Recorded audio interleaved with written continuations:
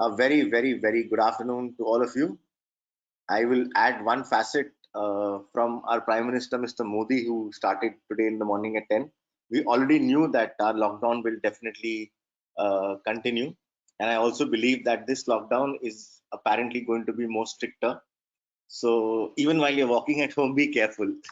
That's a stupid joke though, but I don't know. There's cameras which are watching us or something like that. But I think so far, I think I'm as a very proud Indian right now because I feel that what our government is doing is fantastic compared to the rest of the world, whatever you see.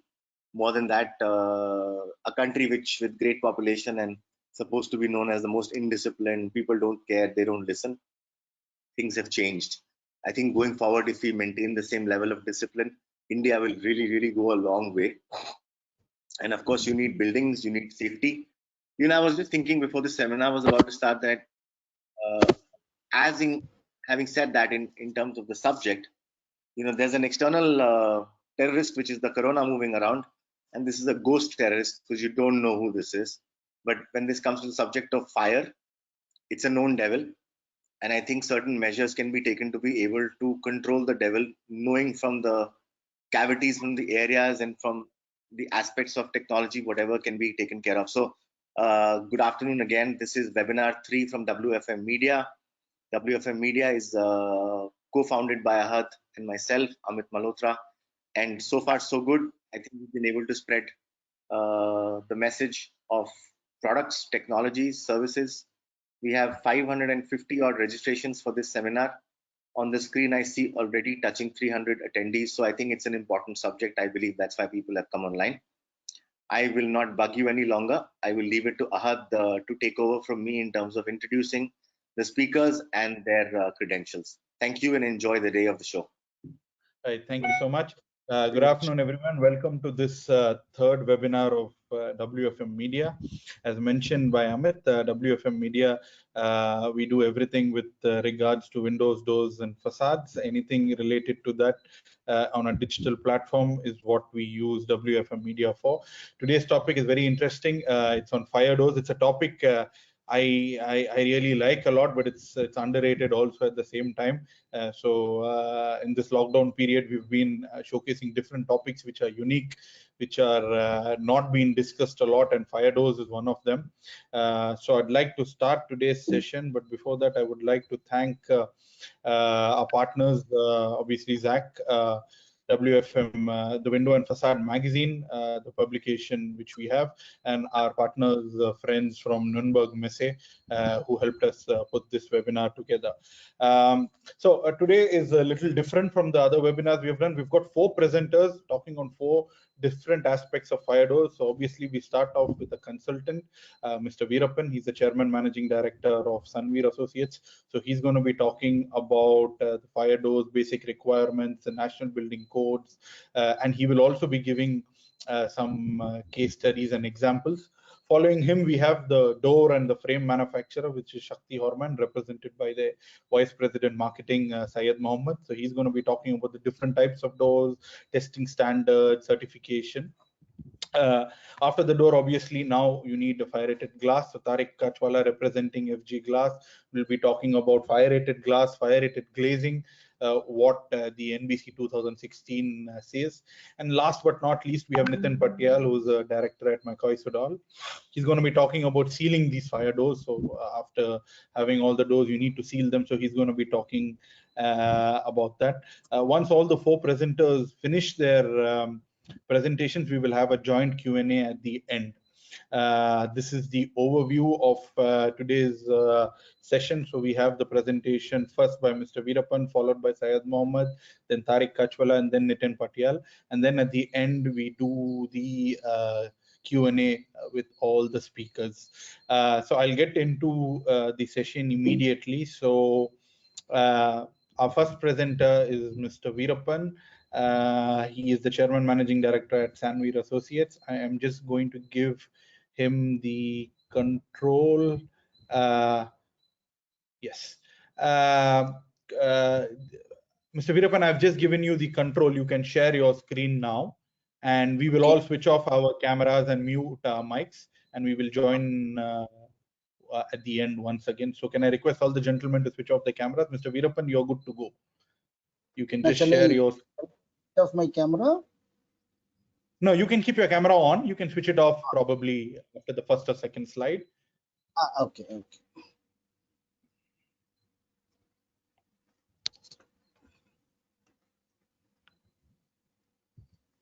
You can just share your screen.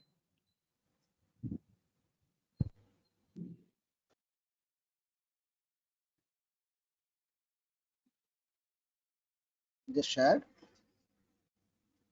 Right. Yes. If you go full screen, yes. I think you can turn off your camera because we can get better bandwidth. I'll just turn off now and Right. Yes, you're good to go. Thanks. Good afternoon to every audience who are all watching, from India and abroad. And this is Dr. Virapan, Managing Director, Sanveer Associates from Chennai. Actually, today I was about to talk on the fire doors. Webinar on fire doors. Fire doors is a very important topic among the architectural point of view. In fact, it's from the architectural point of view. Okay, let me all wish you very happy New Year today for almost around 3 or 6 states. Okay, with this happiness, we will move on to. In fact, I know the difficulty of being at home for a long time, and even today there's an extension of another 17 days. So this is the lockdown period.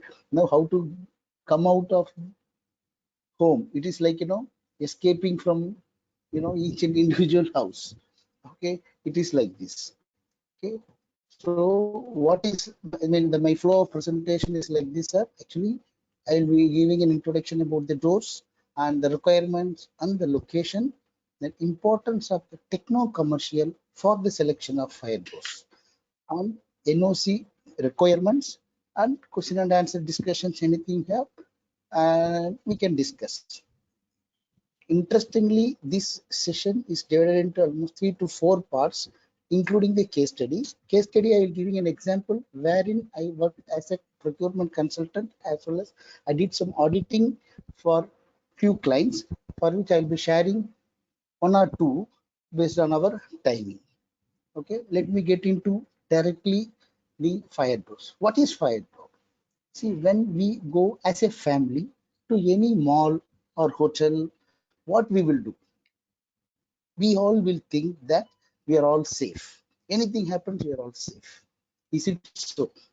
Yes, of course. As per the requirements, everything would have been done.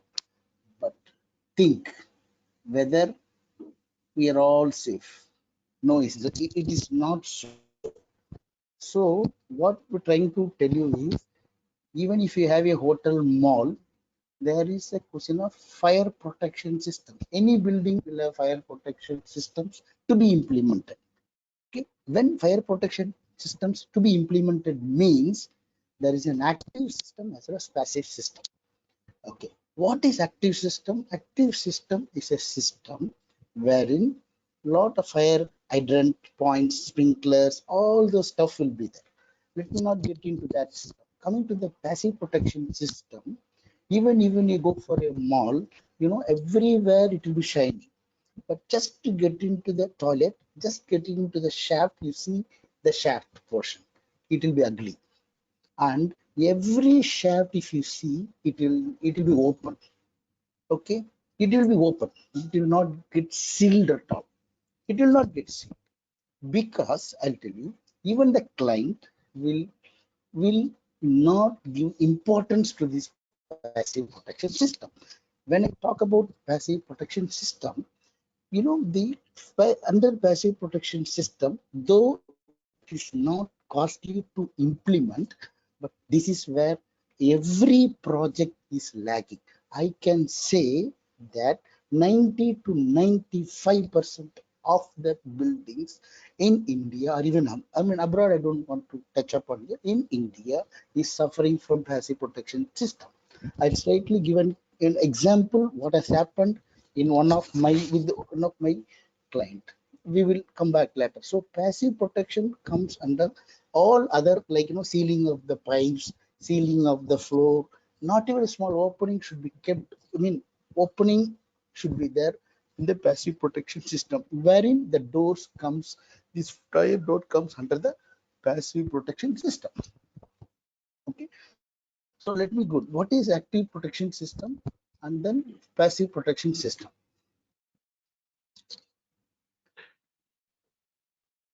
Active protection system is a group that requires some amount of action in order to work efficiently in the event of fire.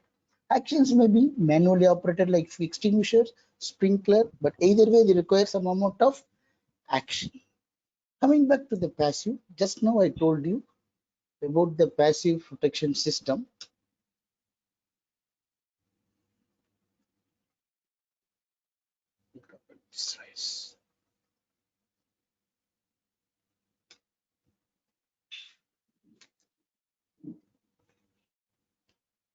So slide is not changing.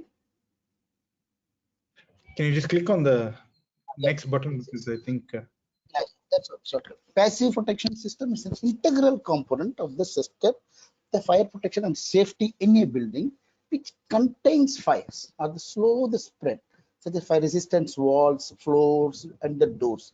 Anywhere other than that, regular systems, it comes, passive fire protection comes into the play.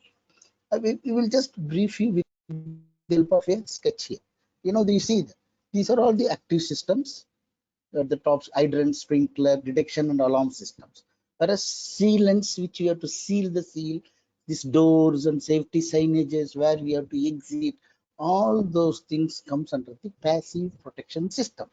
See, in any building, okay, say for example, in terms of, see, immediately people will claim to, again will talk about the cost. What is the cost of the active protection and the passive?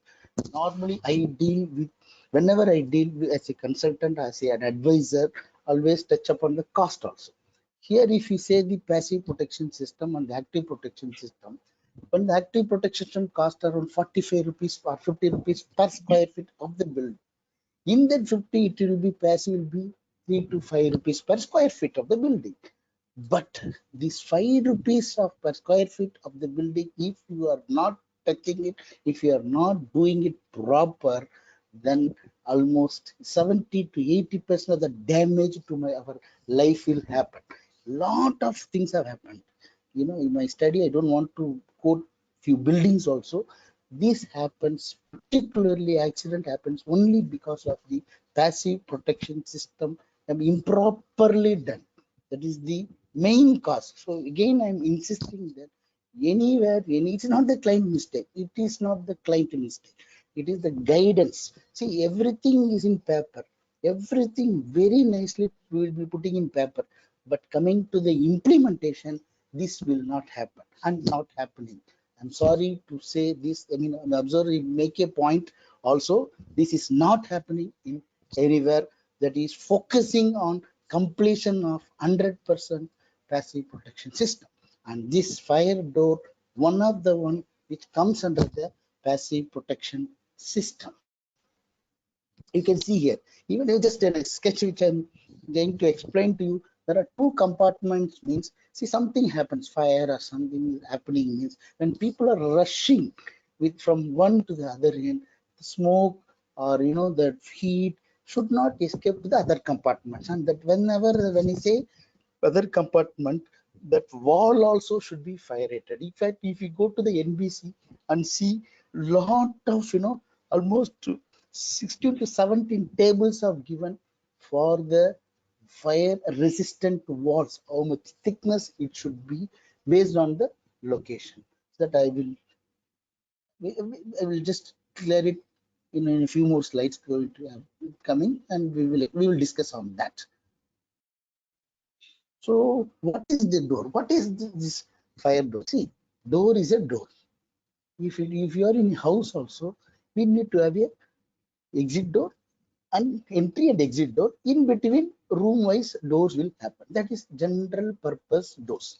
But what is fire rated door? Fire rated doors are the doors as a special doors which is used as a part of passive fire protection system to reduce the spread of fire and smoke between separate compartments of the structure and to enable safe egress from a building. That's it. See, it is a door wherein we it's a part of passive protection system to reduce the spread of the fire and smoke. That's it. That is what the as a special feature of this fire rated door. Okay, talking about fire rated doors, this general purpose doors. Okay, where it is coming? If you take a building, there are only three sections. One is a civil and structure that comes of steel, cement, everything. The other one is the civil architectural items like floors, joineries, walls and other things. The last item is a MEP. MEP they call it as building services also, mechanical, electrical, and plumbing. When I talk mechanical, mechanical is what? Mechanical means plumbing and HVAC, fire all comes under the mechanical part. In that, fire is coming. Okay, now where is this fire door is going to come? Fire door comes under the civil and architecture under the joineries. See why I am classifying this part to all of you is, see, whenever you talk on any item, that item where to plug in, that is more important. That is what I'm just planning the process where it is happening. Okay, now fire doors is any building. If you take in NBC, there are almost 9 groups of buildings, like starting from the residential group A, group B, institute, group B, group C, group D, group E, group F, G, H, J. Some goes on. So if you take any building, planning is done by architecture. Okay. When an architect does the planning, say for example, residential building. When he does a residential building, he goes by the bylaws, local bylaws. That is the local bylaws and local NBC. I mean Indian National Building Code, the latest 2016. Okay. So when he does the planning itself based on the local rules, he will fix the door locations, lobby, how much, what is the area, what is the exit way, how much to happen, what is the travel distance to locate the number of staircases. All those things will be done by the planning. Coming to the fire door, where and all this fire door location has to be identified. He himself, based on his experience and as per the NBC code, he will able to identify the location and he will cross check under him or under separate division. Okay, when all these are done, for example, see when I will just give you this a recommendation how it is going. I made as per NBC. For example, in NBC, part 4, fire and life safety. Okay, you have the fire and life safety. If this case go to the class 4 to 19, you can see where basement is used for 1-2 items. I will read, and other things maybe this presentation can be shared by our organizer and you can read it. Where basement is used for car parking, and also there is a direct approach for any from any occupancy above to the basement. Door opening leading to the basement shall need to be protected with fire doors with 120 minutes fire rating. That means 2 hours fire rating. So now again, sec 4.42 under 4.32 second point, the minimum headroom is 2.2. Access to the exit staircase shall be through a fire door of a minimum 120 minutes fire resistance rating. So 2 hours rating. So when I was going through this NBC or we can go through, most of the things comes under moderate hazard. Moderate hazard means most of the doors should be 2 hour fire rating, and the doors material also can be a galvanized, can be wooden, can be ruggedized stainless steel. Also, few government client insisting some of the hospital to go for a stainless steel fire door of 2 hours rating, in which also I am facing problem in one of the client. I hope Mr. Syed will able to explain during his presentation on this SS, particularly on testing of the fire door, SS fire door. Now, see, this is what the classification. As per the NBC 2016, it was given mostly from the pages 50 to 90. These things have been given and been extracted, and it was been entered here. For example, 5.122, pump holes shall be separated by firewalls all round the doors and shall be protected by fire door. One thing people should remember here, this firewall and fire door goes in place. See, and also when we're talking about 2-hour fire rating means what? When fire door consists of door, relevant hardwares, relevant sealed, see whatever sealed material, the smoke seal, whether it is intumescent seal, whether it is hinges of, I mean, hardware means hinges, latches, panic bar, everything should have together. It should have a 2-hour rating, and the testing also should be, it has to be combined testing. So where and all it will be like to summarize, when I will say, mostly as already informed you, 2 hours rating. In one case, a high hazard area in industries which class 6.711 says 180 mils fire resistant rate. That is 3-hour rating. Again, it depends upon the group type of building. When a residential, most of the places we are going for 2-hour fire rated building, fire rated door. Okay, see this, for example, when architecture completes his plan, this is a some sample I'm just showing you. Okay, 12 flats in a floor. For example, the area, he will mark all the doors and cross check with the fire engineer, and this will be submitted. The process is, this will be submitted to the, for there will be fire department for taking preliminary NOC. Okay, what is this preliminary NOC? Because we need to get the preliminary NOCs from the focal fire department to, so to go ahead with the construction process. This is one of the approval. Okay, now the location of the fire doors, where and all it is coming, you can see fire escape staircase, horizontal exits, electrical shaft, LV shafts, panel rooms, DG rooms, pump room, and air handling unit, HVAC shaft, garbage chute shaft, plumbing shaft. See, those are the locations wherein we need to have a fire doors. So here I want to just explain to you a case wherein I was asked to do little auditing in one of the residential building, flat area. At one point of observation, I want to share with all of you.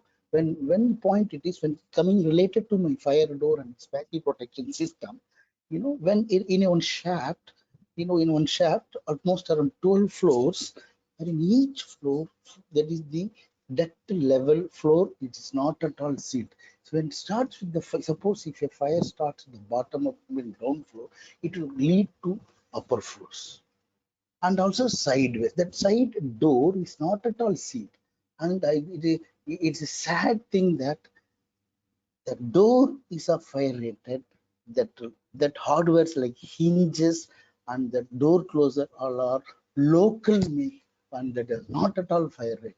Just imagine, when the door is fire rated and hinges are not fire rated, what is the use of providing it?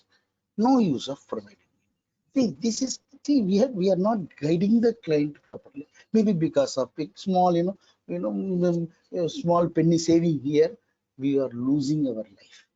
For heaven's sake, you please let us follow the system of testing the fire door with the combination of hardwares, and so that the entire unit should have a 2-hour rating or whatever specified rating. This is one class example wherein we found a lot of, problems, and it was in fact handled it in a different way, and we sorted out this. So coming back to this, earlier I told you, understanding the building components. First, before getting into the cost of the fire door or analysis of the techno-commercial evaluation, how? See, now the architect completed the planning, fire door locations have been found out and have given to NOC, and NOC also, see what happens. So given NOC, there will not be any mention about the fire door. I will show you one important thing here to you. Residential, one case I want to just show you quickly. The summary what NOC gives for one residential building. Okay, see what they used to give is that. See, this is what they will give. They provide diesel pump, provide wet riser, provide fire service inlet, provide hose reel, provide yard hydrant, provide manual fire alarm, automatic sprinkler, public address system. See, related to door, I will show you. See, number of ramp, exit, location, and which should be confirmed to the NBC. Here it is 2005, now it is 2016. And 10th point, all exit staircase, including the basement, should be protected along with automatic self-closing fire check doors of minimum 2-hour rating. See, these two they will specify now pertaining to our fire door, apart from other points where fire protection system is given. Okay, so this is what just I want to share with you. With this preliminary NOC they will be giving. With that, the client has to implement this.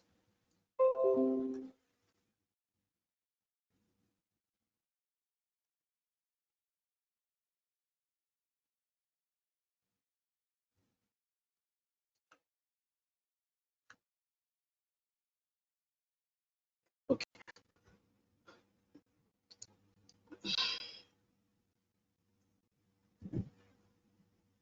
So your fire door comes under this civil finishes, not even MEP, not even civil structure. It comes under the civil finishing item under joineries.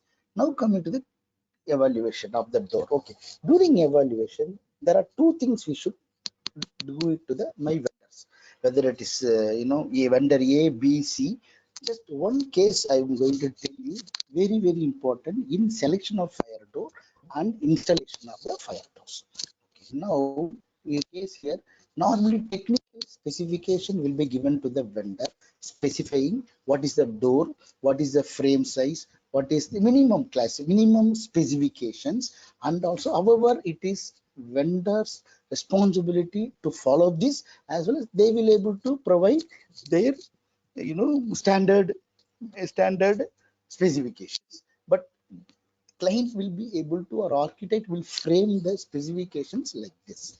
Okay, like door, what is the frame, what is exposed to finish should be, and the door frame, exterior door, how it looks like, what is the coating, what is PU coating, whether it is a mesh material, whether it is SS, everything will be given. So the vendors has to go through this specification, including the hardware specifications, and they have to quote. And while giving also, architect will able to prepare a preliminary drawing, like in a staircase door drawing, fire door, how it looks like. Say one ordinary fire door, you can see from the lobby side and from the staircase side what all the things required. But we need to have a frame, we need to have a door closer, we need to have a vision panel, we need to have a panic bar. This door, fire staircase fire door details we will be, architect will be giving. Okay, this is a plan.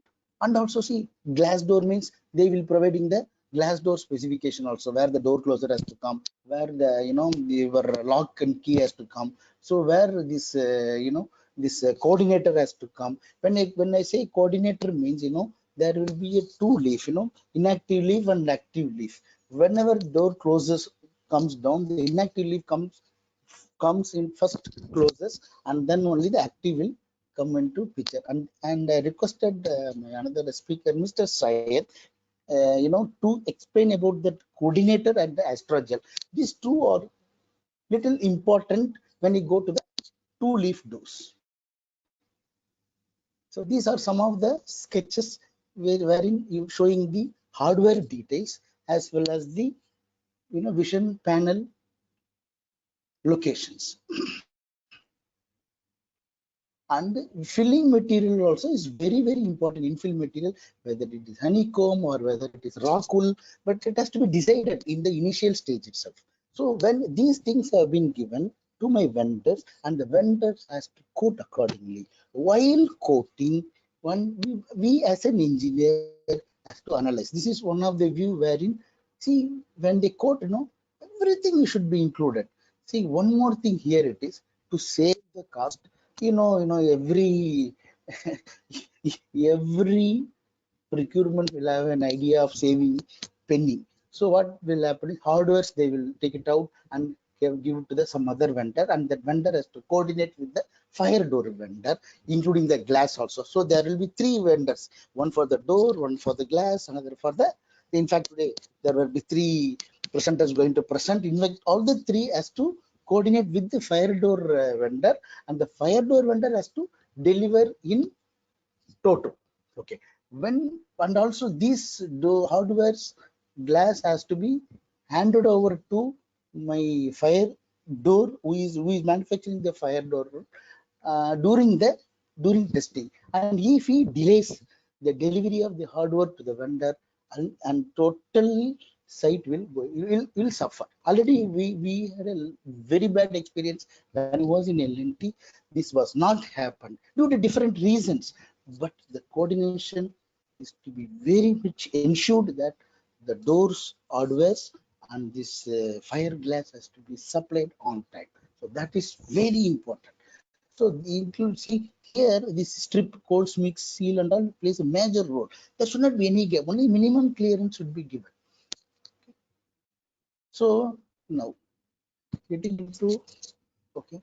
Now you see this clarification. I have removed two vendors here, but okay. For our clarification, vendor one, vendor two, vendor three. For a residential building, you see here it is one vendor has quoted for 81 lakhs. See, considering the technical as well as the commercial. Technical, all we have brought all the almost 10 vendors have quoted. We brought three vendors in line what they have quoted. In the line also, here also, vendor 1, 2, 3. In the vendor 1, when we include this one, here he has not included the testing, and as per the testing he has not included. Like testing of the fire door is one parameter was specified, but he has not included the test cost. And apart from that, specifications, terms, he was not satisfied, and lot of items are under quoted also. When we are asked, he was not able to answer our committee properly. So normally people will select this vendor and go.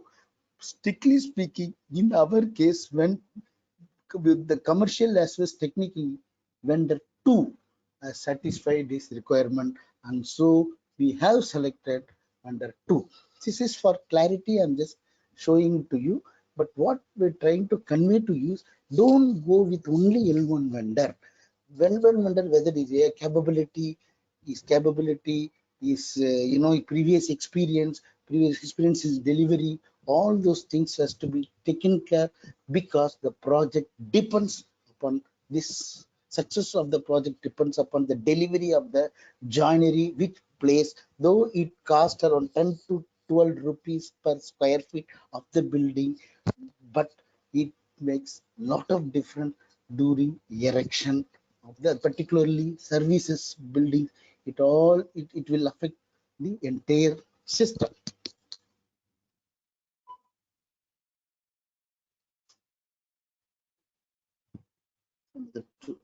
Okay. So what is to be remembered? This is what to remember. Fire rated doors should have a certification. No open holes exist in the surface of the door or frame.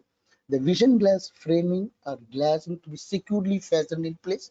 The door, frame, hardware, all non-combustible, should be non-combustible, and also secured, aligned with no visible signs of damage. And check the clearances, the top and the bottom, the door frame measurement, and the smoke seal and gasketing inspection has to be done properly. self-closing device, that is the door closer, should act actively. If you go and see, that's what I'm saying. Any work in the case, maintenance is very, very important. If you go to any building and see, if you go to door closer will never work properly. That's what periodic inspection is a must. So self-closing device to be operational. Ironmonger is also to be fire rated. If coordinator is installed, the inactive leaf closes before the active leaf. Inspection must to ensure proper functioning of the door.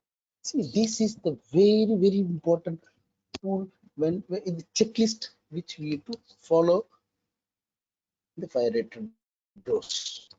And of course, in testing, Mr. Syed is going to explain to you. But this is CBR, Central Building Research Institute requirement is there. What all the requirement for the tested, for the door. It is being mentioned here. Anyhow, sir will able to provide you. There are a lot of fire rated doors. Anyhow, sir is going to explain. And some of the pictures which I am explaining to you, based on in the sense, see the alley, with the fire doors properly positioned. Some of the hotel projects, few projects which I want to tell you. Thank you all. Thanks for the opportunity, and I thank my own colleagues who have given me a lot of inputs in this fire door presentation. Thank you, Thank you. Thank you, sir. Thank you, Mr. Virapan, for the start of today's session. Yes. I'm on time. Sorry. I'm on time. Yeah, we're okay. We can make it up. It's okay. I've kept some buffer time. Right. So we now move on to the next presenter. But before I give him control, I would like to just introduce him quickly. So our next presenter is Syed Mohamed. He is a Vice President Marketing at Shakti Medor. I'll just get his bio on line. Just a second. I hope you can see my screen. Right. Yes, he is the Vice President Marketing at Shakti Medor. And he will be our next presenter. I would like to give him the control so that he can present to you. Just a second while I sort this out. Right, I'm just passing this on to him.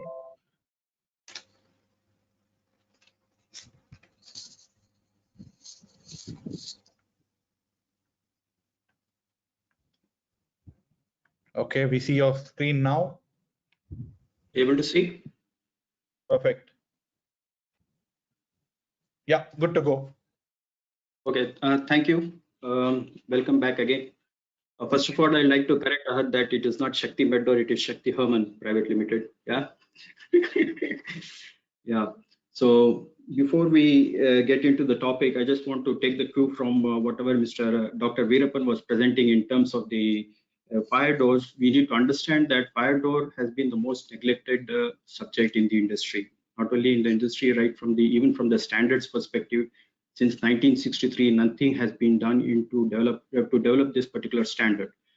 Moving forward, by the end of this presentation, these are the takeaway which we'd like to give it to you, so that everyone is able to understand what a fire door is and what are the different types of fire doors which is available in the market, and how is that it is related to the current Indian standard. What is the major key highlights of the as per the Indian standard. Of course, the Indian standard has not come out. It is still in printing, but I would like to share some of the key highlights of the Indian standard as far as the fire doors are concerned, so that you have a very good understanding of how the product has to be applied. Any product for that matter, if you take it into consideration, there are two things which you need to keep in mind. One is the performance and the other one is the specification. Normally, you take any product, whether it be to do with the standards, it's either performance oriented or specification oriented. But as far as the fire doors are concerned, you need to understand that it has both, because it depends upon the manufacturer to define what kind of specification is best suited and is able to offer the product which can satisfy the requirement of that particular application. So moving forward, let me start this presentation with the first trying to understand, re-understand whatever Dr. Virapan has told. I would like to put it in a different perspective that normally fire doors are used for compartmentation, that is to stop the spread of fire from one area to the other. Simultaneously, you also need to understand that that is not the only reason why the fire doors are used. It is also used for protection of material and minimize the risk and loss of the property, or to also, to safeguard the areas from differentiate or being a barrier between a hazardous area and a non-hazardous area. And lastly, and most importantly, is evacuation during emergency. If you see most of the cases and the accidents which happen is purely because the evacuation during emergency through these doors is not well planned or well defined, in a sense that most of the fire doors which are used in the industry or in the market, they are not up to the standard as a product which is supposed to do a certain functional requirement in case of an emergency. We are going to see some of these points later in this presentation so that everyone has some clarity in how the fire doors have to be applied for an opening. Yeah.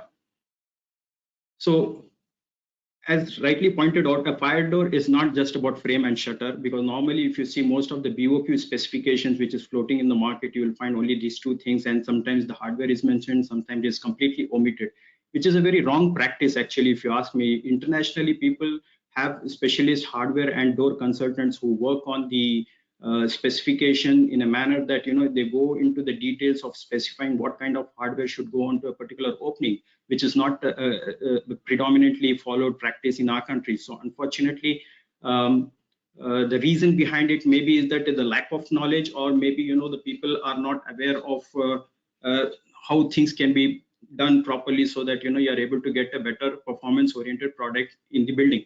So moving forward, you need to understand that when you talk about a fire door, you're talking about a frame, a shutter, the vision panel, and the hardware. One more thing, as Dr. Virapan mentioned, is that there's a bad practice which is being followed in the industry. Like, the door manufacturer is asked to supply only the frame and the shutter, and the hardware is bought from some other agency. Normally they don't do with the glass, but definitely this is kind of an integration which is sometimes it creates a lot of chaos, because it doesn't meet the actual requirement. And who is responsible for this kind of solution which is being provided in the building? Is it the hardware manufacturer? Is it the door manufacturer, or the hardware manufacturer, or the builder? So there's a gray area which needs to be really understood, that this is a very bad practice, that people trying to split the fire door into different components and getting things done. So coming back to the fire doors, there are two things which I would like to classify it. One is in terms of the material, the other thing is in terms of its performance itself. Like, for example, if you take material, you have got metal fire doors, you have got wooden fire doors, and glazed fire doors. Whereas if you look at it from the performance perspective, you have got only two criteria, which is the insulated door and uninsulated door. If you take the NBC 2016, it does talk about insulated doors for 20 minutes to be used in a building, especially in the staircase areas, because this is a new requirement as per the new guidelines. It says clearly that you have to use 20 minutes insulation on all fire exits.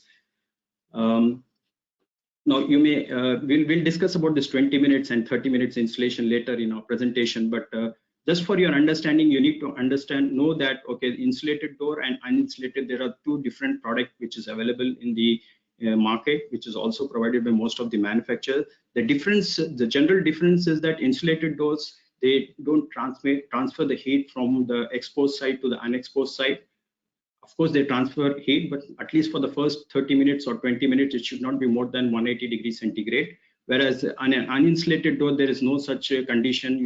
The heat can transfer as quickly as possible. So there's no clear control over the transfer of heat. So there are two types of product which is available in the market, and it is for a flush door. You can see the image there, that you could see a door with the vision panel, and this is available both in insulated and uninsulated criteria.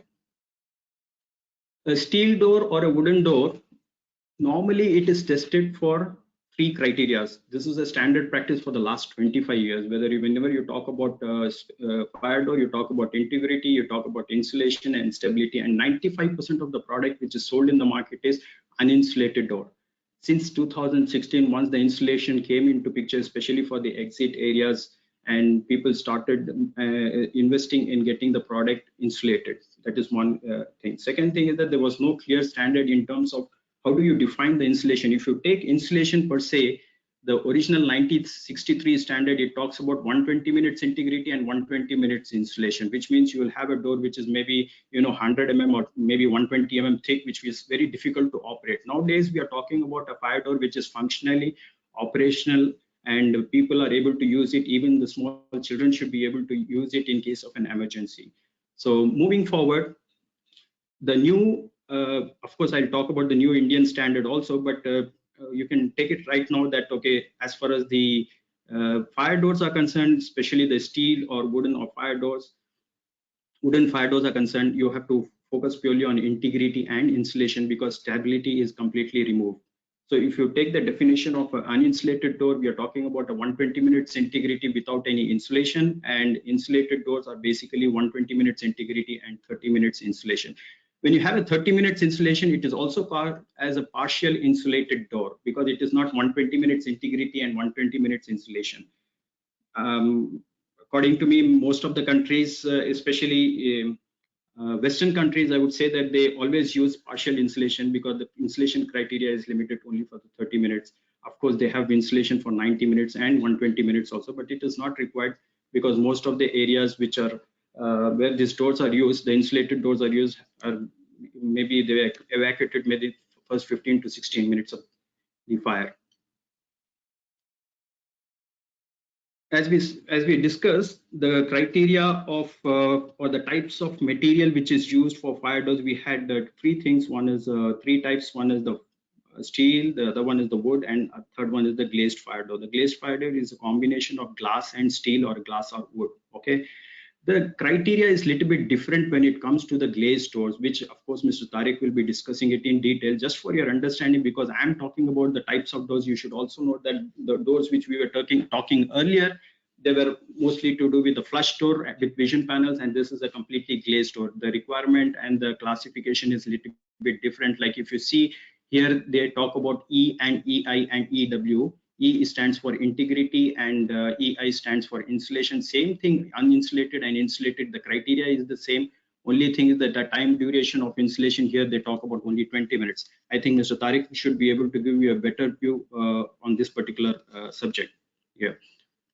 So again, when you talk about a glazed fire door, when it comes to integrity, it is again 120 minutes, but insulation criteria may be 20 minutes as per the new as per the glass availability. And they also talk about radiation.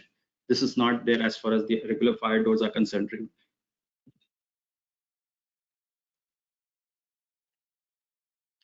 This is just to show you an image where you can also have glazed doors with partitions, which is commonly being used, especially for the lift lobby areas today. Yeah. Coming back to the most important subject of the day, according to me, is that the standards. If you ask me, in IS 3614 has gone through a massive change in terms of the requirement, in terms of its specification, performance. It has gone through a complete revamp in terms of the total standard, and this is still in printing. It has not come out. Whereas the IS 3614 Part 2, which is the standard which was used for testing of the product, has been removed and has been replaced by ISO 834-1. Now you may ask that Indian standard and ISO, how they gel, because BIS is a part of ISO and they have adopted 834-1 as a standard for testing of building elements, building construction elements. Yeah.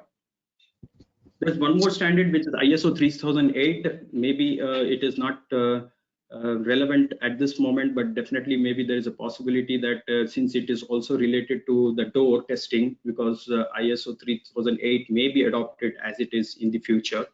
Apart from that, there are two standards, which is IS 1694, which is for the glass walls, and the fourth one is the IS 16947, which is for the glass doors, windows, and windows and sliding glass doors.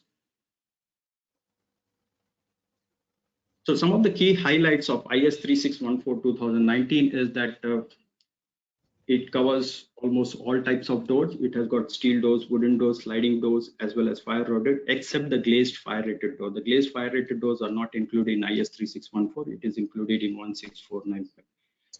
Apart from that, it has also gone ahead in describing the maximum size of the opening, which is now 7.2. Earlier it was 5.2 or 5.4 square meter. Now it is 7.2 square meter for the hinge type door and 24 square meter for the rolling shutter and 48 square meter for the sliding doors. These are some of the key highlights which I'm showing you, because this document is almost like 30 pages. It's this itself can take a long time in making a complete presentation, but I've just took out the key highlights so that you need to understand what is critical at this moment, the most important things which has been presented here. Of course, as I told you that the definition and the classification of insulated and uninsulated doors, which was not there previously in the previous standard, now it has been clearly defined. There is a slight conflict of difference between the NBC and IS 3614 when it comes to insulation. NBC talks about 20 minutes insulation. The product code talks about 30 minutes insulation. So obviously the product code will have an upper say, because end of the day, that is the minimum requirement as per the product performance is concerned. So obviously moving forward, I think the NBC should also be changed to 30 minutes insulation. Apart from that, you can also see that there was no control in terms of the kind of product which is being sold in the market. Like, there is no clarity in terms of what should be the product when it comes to a fire door. Each architect, each consultant is free to design his own product. Obviously, there's some kind of flexibility available, but at the same time, sometimes we tend to use certain elements which might not be good practice, or it is allowed to have a very safe product, in a sense that, like, you're having a very wide vision panel on a normal door. These are certain things. So this particular standard has brought in a clear definition in terms of what is the maximum size of glass should be allowed on a door which is not fully glazed door. If it is a normal fire rated door which is to be used on fire exits, what should be the maximum size of the glass if it is insulated and uninsulated? That has been well defined. So that it brings some kind of consistency and level playing ground for all the manufacturers, so that we can define and move towards getting a product which is more specification driven rather than performance oriented. Yeah. Third, lastly, if you see the glass what you use on these insulated doors and uninsulated, like normally in an insulated, the infill material is mineral wool or rock wool. Similarly, you get glasses which is insulated and uninsulated door, which Mr. Tariq will definitely explain it to you. I don't want to go into the specific, but the criteria here is that even if the door is insulated, the glass should be clear. It should not be insulated glass, because normally insulated glass tend to become opaque when it is exposed to fire. Yeah. The purpose of having a glass is to see that that you are able to see on the other side. So obviously the glass should be clear for the entire duration of the product, like 120 minutes here. Of course, louvers were, I don't think we use many louvers, fire rated louvers in our country, but yes, of course, this has been included in the standard. You can use a fire rated louver if you want, as long as it does not exceed the maximum size of 0.135 square meter. Insulated doors has to have the intumescent seal and smoke seal. Smoke seal is one subject which has been also not defined. Like if you see the entire NBC also, it talks about the fire rating, and some areas is specific, they talk about smoke control and smoke seal. But in IS 3614 they have recommended, in fact there's a separate appendix in the end which recommends that you have most of the fire doors with smoke seal. The reason is that majority of the deaths happen not because of the fire but because of the smoke. And moving forward, we will see a major change in the shift, the way the frames are designed, or maybe the shutters are designed so that this particular subject is addressed. Another important feature of this standard is that there was no clear validity of the test certificate. A manufacturer who have tested a product in 1990s and 80s, they were able to sell the product without any further test. Now the standard clearly says that every 5 years you have to go for a specimen test based on which your entire product has to be sold. So let's assume that you have got wide variants of products which is available. Obviously you have to test the product once in 5 years, so that maybe this is a very valid thing, because the materials go through change, there are a lot of things which changes, the production process changes, so there should be some kind of a control. That's the reason this has been brought into the standard. Most importantly, if you take the Indian scenario, which I'll also be discussing when you come to the testing of the product, is that in India, the major challenge is that how do we make sure that this is the same product which has been tested originally? Of course, we will discuss this when I go to the testings, because we always believe in self-certification rather than any third-party certification when it comes to the product. I think we should also move towards third-party certification products in the coming years, because that gives some kind of validity to the products being used, because we cannot go and check every door physically to see if it is built or manufactured according to the original product which has been tested, or the specimen which has been tested, correct? So moving forward, I think that is the future, and that's the reason companies like you, Underwriters Laboratory, or the certifier which has also established their bases in India, maybe they'll be doing a lot of work to see that things move in this direction. Of course, this is one of the major subject of Bureau of Indian Standard also, that they want to have the fire doors with IS mark, and that can happen only when you have a clear standard there in place. So obviously, once this standard, the next logical step is to have your fire doors also certified by IS. Okay. Another key highlight is very interesting part thing is that if you see most of the fire doors in the buildings, whether it be a mall or maybe a hotel or you name it, in any institutional buildings, you'll find that mostly people use deadbolts and pull handle, because it is one, it is ease of operation. Second thing, that long lasts when compared to a lever handle. So if you see on the right hand side, you will find two products which is showing one with a pull handle, the other one with the lever handle. But when it comes to a fire door, the basic fundamental of a fire door, if you see, it's a self-closing and self-latching, which means all fire doors should have a lever handle. I don't know if you're able to see my cursor, but okay. It should have a lever handle. But we see most of the projects, doors are being supplied with pull handles as well. So how is that possible? It is possible provided you have tested the door in unlatched condition, and I can tell you that 99% of the products which is sold in the, or the products which has been used in the buildings, they're not compliant in terms of fire, because they're not tested in unlatched condition. So there's a major risk, because normally when there is a pressure of fire, the doors tend to open by itself, irrespective of whether you have a door closer or not. Maybe the door closer can become weak over a period of time, and it might tend to open. So there are a lot of things. If you're using a door which is in unlatched condition with a deadbolt and pull handle, obviously you may have to go with a higher strength door closer. There are a lot of things which come into play, and this has been well defined in this particular standard. It's one of the most important aspect, because most of the doors what we find in the market is with the deadbolt and pull handle. This is another important area which I think earlier, who should be held responsible for a fire door? Is it the door manufacturer? Is it the architect? Is it the consultant? Because everyone has its own way of looking at things, because this is not a product which is readily available. You are creating a product by taking the frame of different depths and making a shutter, and then putting different hardware based on the application, whether it be a shaft or electrical room, or maybe lift lobby area, or maybe exit. So you are using different types of hardware. It is highly impossible for a manufacturer to have all products tested with different hardware configurations. It's highly impossible. It is not possible anywhere in the world. So the entire responsibility of offering a complete product with the frame, with the shutter, with all the hardware put together, now is on the door manufacturer.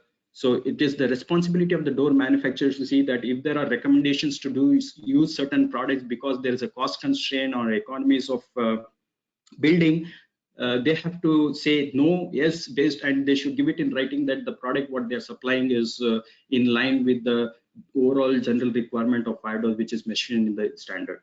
I think this is a very interesting thing, because we don't have any third-party agencies. So this is one way of bringing in some kind of transparency in the way you work on it.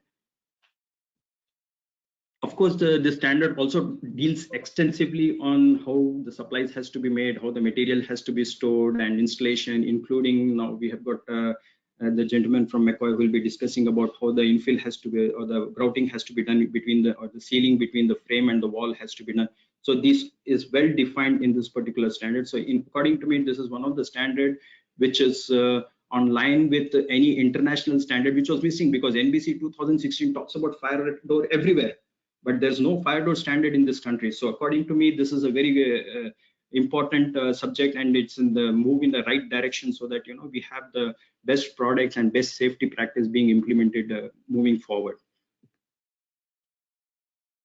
Another key highlight of this particular standard is deals extensively with the wide range of hardware which is available in the market. There is no clear standard even for the hardware which is there, which is used individually for non-fire rated doors. So forget about the fire doors.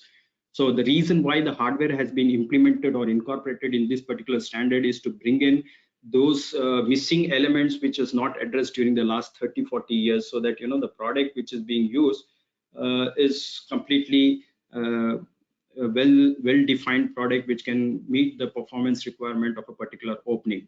So if you look at it, all mechanical hardwares like locks, lever handle, panic devices, door closers, they need to have this independent type tested certificate so that you can use it on a fire door. So which means that all hardware should be fire rated if you have to use it in the fire doors, and you have to submit a separate test certificate for individual certificates for these hardwares also. Apart from that, hinges and pull handles, which are all non-functional in a sense that non-mechanical items which is mainly made out of stainless steel, they do not need to be certified, or you don't have to have a test certificate for these two items. But otherwise, most of the component that is going onto the door has to have a proper individual test certificate also, and the validity of the test certificate here also is for 5 years.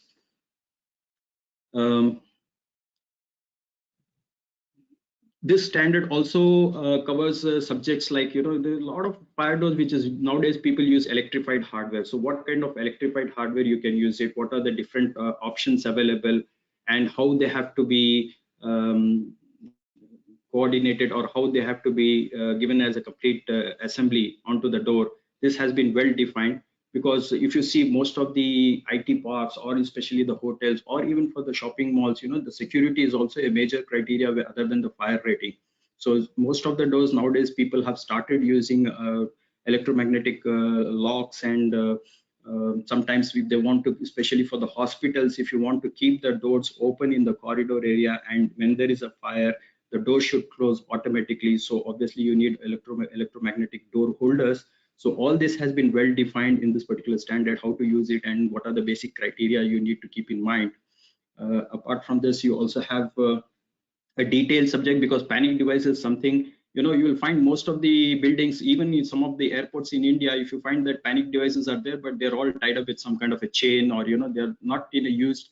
You cannot use them as a door for in case of an emergency. This is what happened in Delhi also. There was a fire accident in one of the hotel. The scenario was that they had the fire exit door, but it was in locked condition. People could not use it. So the combinations which has to be used, especially for staircases in terms of panic devices, because panic devices has got multiple variants. Obviously, I cannot sit and define it here, because that itself will take 1 hour presentation. So it defines in detail that what are the 6-7 variants which is commonly used, has been well defined there in this particular standard. All the electrified hardware that comes on the pathway should be fail safe. As Mr. Virapan wanted me to explain to you about the coordinators and the electromagnetic hold opens, this is something which is got significance recently because of the NBC 2016, because when it talks about institutional buildings, especially hospitals, it clearly says that all the doors, double doors, should have electromagnetic door coordinators, and whichever door you want to keep it open should have electromechanical hold open devices. So normally when you talk about double door, the challenge is that normally we use it actively, we'll be using one every time, and the inactive will be always kept in a closed condition. But when you go into a hospital or a institutional building where you need to operate both the lifts, it is required to have a door coordinator, which is basically sequencing the closing of the and opening of closing of the door. So it will not allow the active leaf to close until unless the inactive leaf comes and closes, because it has got a astragal. Astragal is a element which actually seals the gap between the two leaves. When it is in closed condition, you should not have a see-through gap, especially for a fire door, or for that matter any door. So these astragals, they overlap each other, and they just seal the gap between the flow between both the shutters. So hope I'm able to address the query raised by Dr. Virapan. This is one of the type of door coordinator, because you see door coordinator, one is mechanical, which is fixed on the surface. Then there is an integrated door coordinator which comes along with the door closer, and the third one is also a drop down kind of a a cheaper variant of a coordinator which sequence the closing of, especially for the double doors here. Now, just to give you a feel of what a fire door testing is, because normally, people feel that when you talk about testing, it is maybe a small panel or a shutter which is taken to a lab and tested. No, it is a full-size door which is tested. Just to give you a feel how the furnace and the fire and the I used a glass door because you can feel the transparency and you can see the furnace is under function. Yeah. The last and Syed, if you can just hurry up, because we are just running out of time. So if you can just it's just 2 minutes. I'll try to wind it up here. No worries. 2 minutes. Fine. So when you talk about the certification, as I earlier mentioned, that fire door, normally a door manufacturer makes the door, then he sends it to the test laboratory to test the product, and he gets a test report. Based on the test report, especially this is where all our Indian manufacturers and the test certificates, whatever we get in India, is based on the test report or the specimen sample. So we go ahead with the self-labeling. That is, we label the product and say that yes, it is fire rated.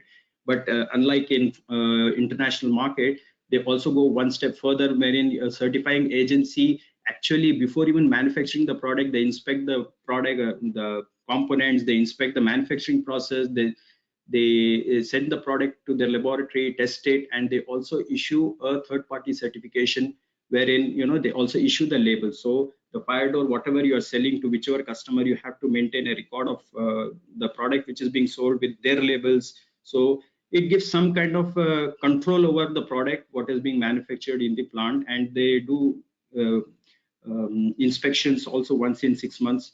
Apart from that, there are certain products which you may not be able to test it because of the size. For example, you're talking about a white partition. May not be possible to put it in a 3-meter furnace. So there you go ahead with the assessment report, but these assessment reports are also given by the certifying agency and not by any consultant per se. Yeah, I think within the time frame, whatever you have given, I think this is the best we can do.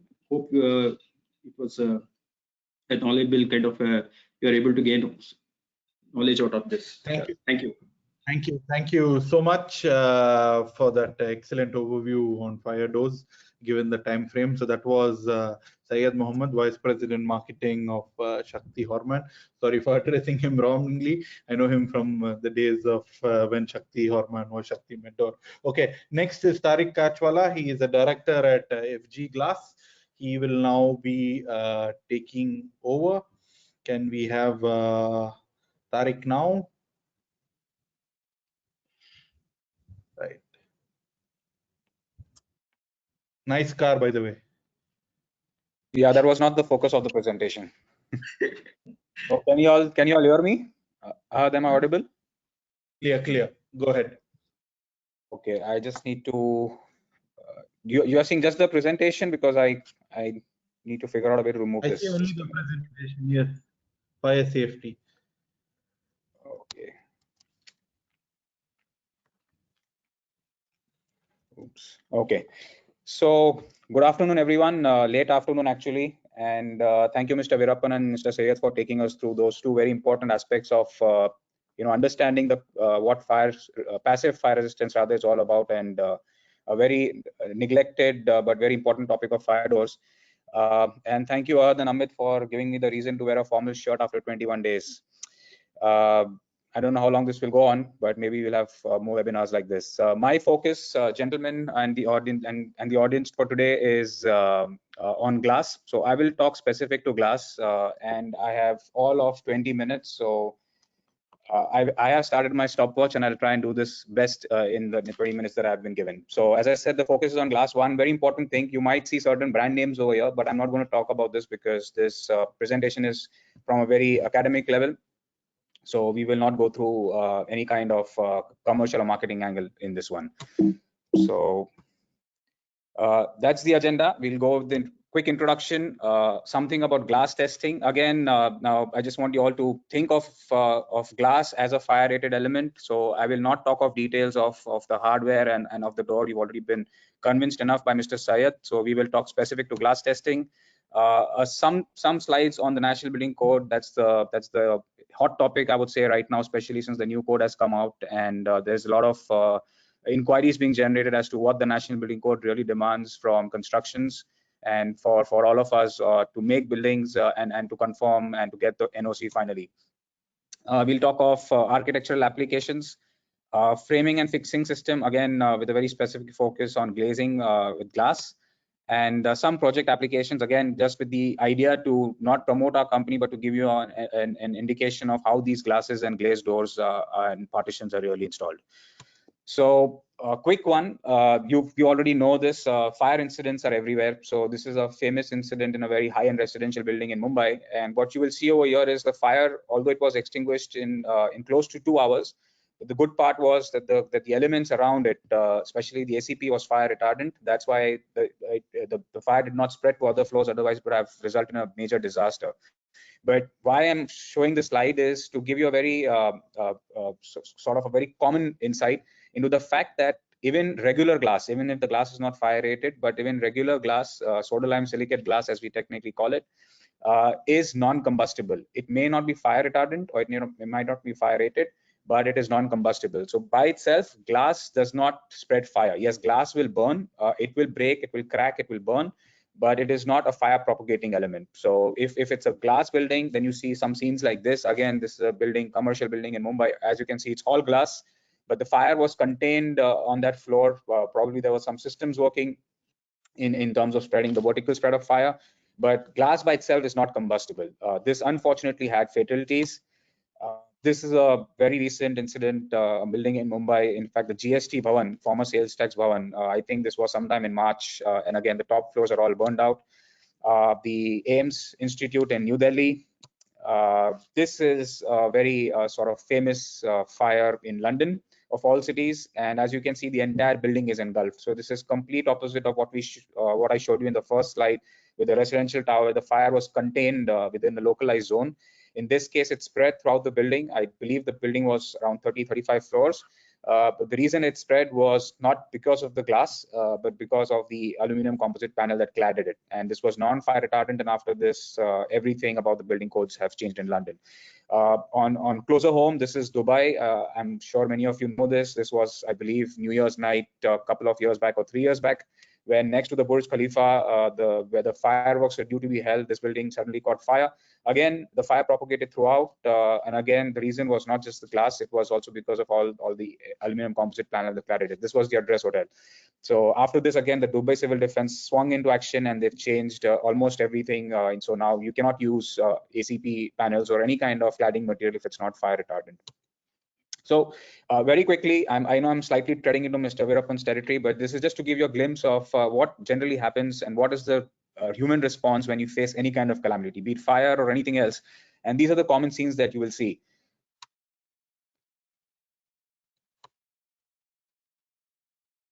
And if you will observe in all of these, you will see that it's panic. People start panicking, and a very basic definition of panic in a very layman's term is basically when your brain stops thinking and your intuitive, the intuitive side of your brain takes over, and you tend to follow what others are doing. So in this case, obviously, you forget your rational side, you forget thinking what's the actual right thing to do.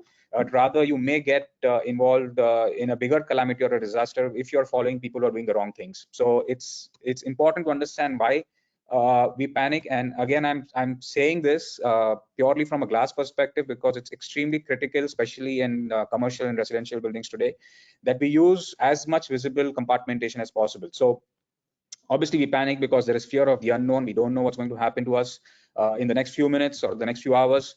There is no visible escape route possible. This is extremely critical. Again, we generally follow what the others are doing. So if the majority of the people are doing something, we will follow them irrespective of the fact whether that's the right or the wrong thing to do in such a situation.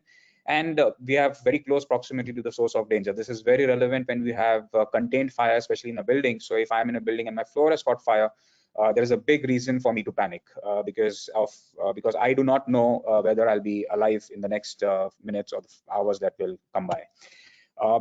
And again, very specific to this discussion, architecturally, and again from a glass perspective, glazed glass perspective, how do we reduce or prevent panic? If we cannot prevent, then there are ways to reduce it.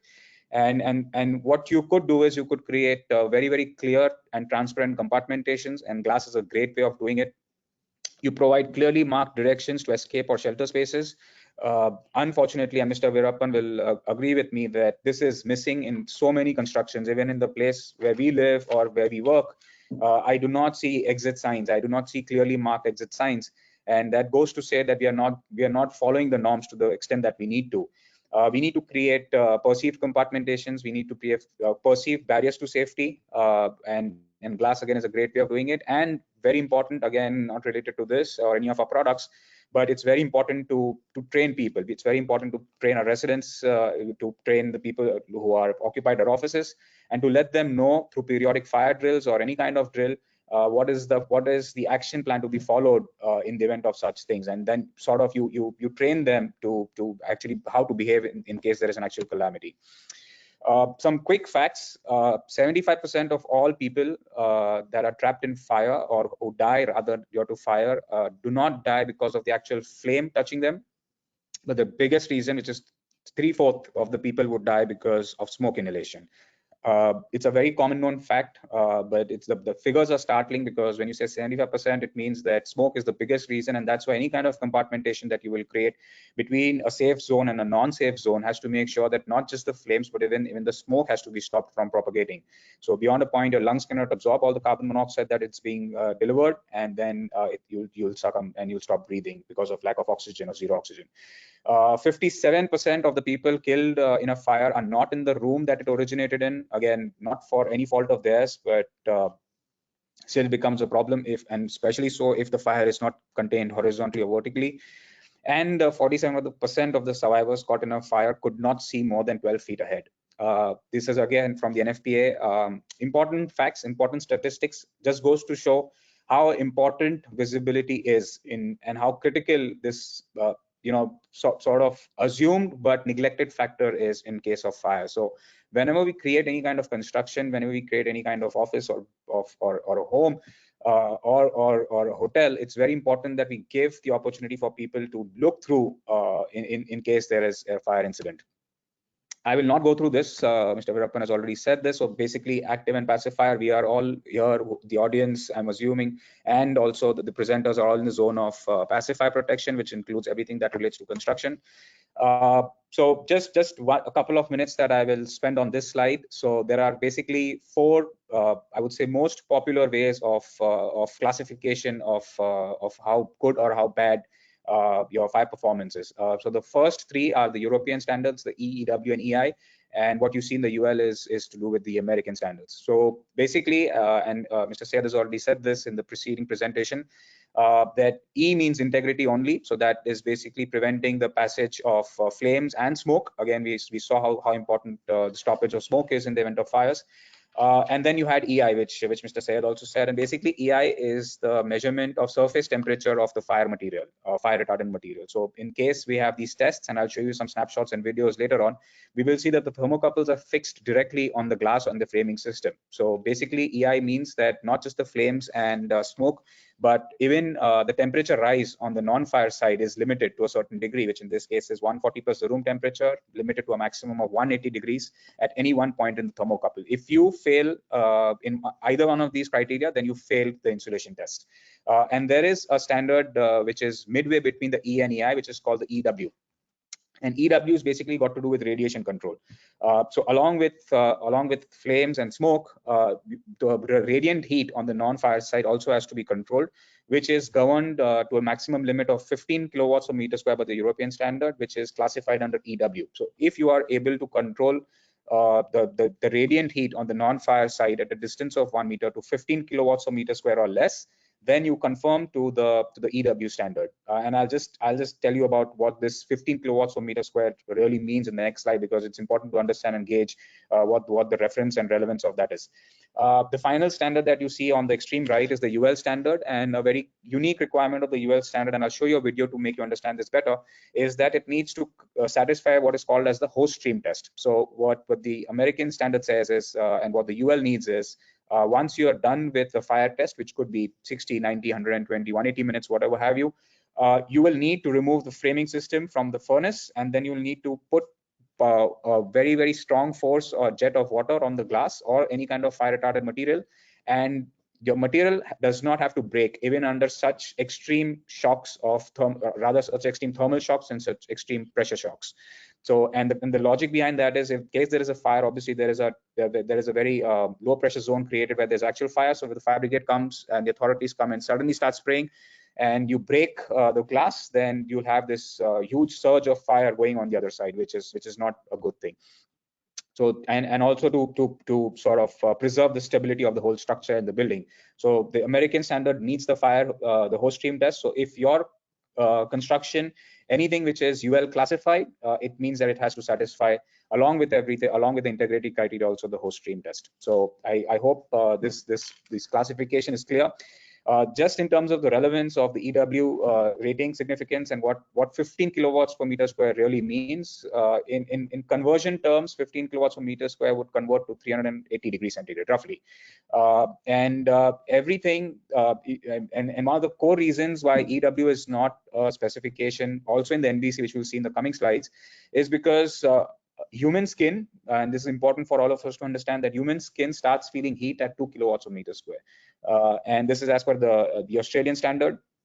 And your skin will start burning at 4, 5, and 6 kilowatt per meter square. So really 15 kilowatt per meter square is extreme, and it's not there to prevent any kind of human, or rather it's not for human safety. The reason why in some cases EW is specified is so that the risk of ignition on the non-fire side is reduced. So if you say it's a petrochemical industry and there are chemicals on the other side, or there is gasoline on the other side, and there's a risk of ignition not because of the flames, because of radiant heat, then it would probably make sense for us to go with EW. Although in that case, I would say you need a fully insulated solution so that the radiation is really controlled, say less than 5. But anyways, relevant to this discussion is 380 degrees is extremely high. And even when we do these fire tests, when we do the EW test, beyond a point, you cannot stand next to the glass, even if it's EW rated. And that's how extreme 15 kilowatts per meter square really is. So in terms of EW rating significance, yes, it's a part of a classification of a European standard.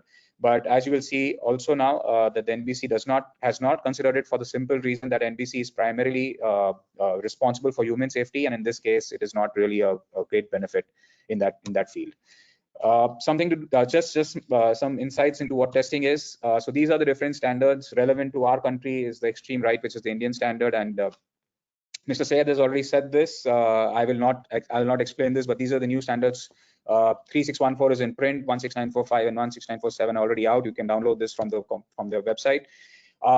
Again, Mr. Syed has said this, but fire rated, just like doors and just like anything else, fire rated glazing is always a system solution. So it is not just the glass which is tested standalone, but you will have the framing system, you will have the intumescent tapes, you'll have the glazing blocks, you'll have the silicon, everything that goes, the foam, everything that makes the whole system has to be tested in entirety if you want your system to be rated fire rated. So really, technically, there's nothing like a fire rated frame or a fire rated glass. It is the fire rated system that will give you that you need to install in any construction.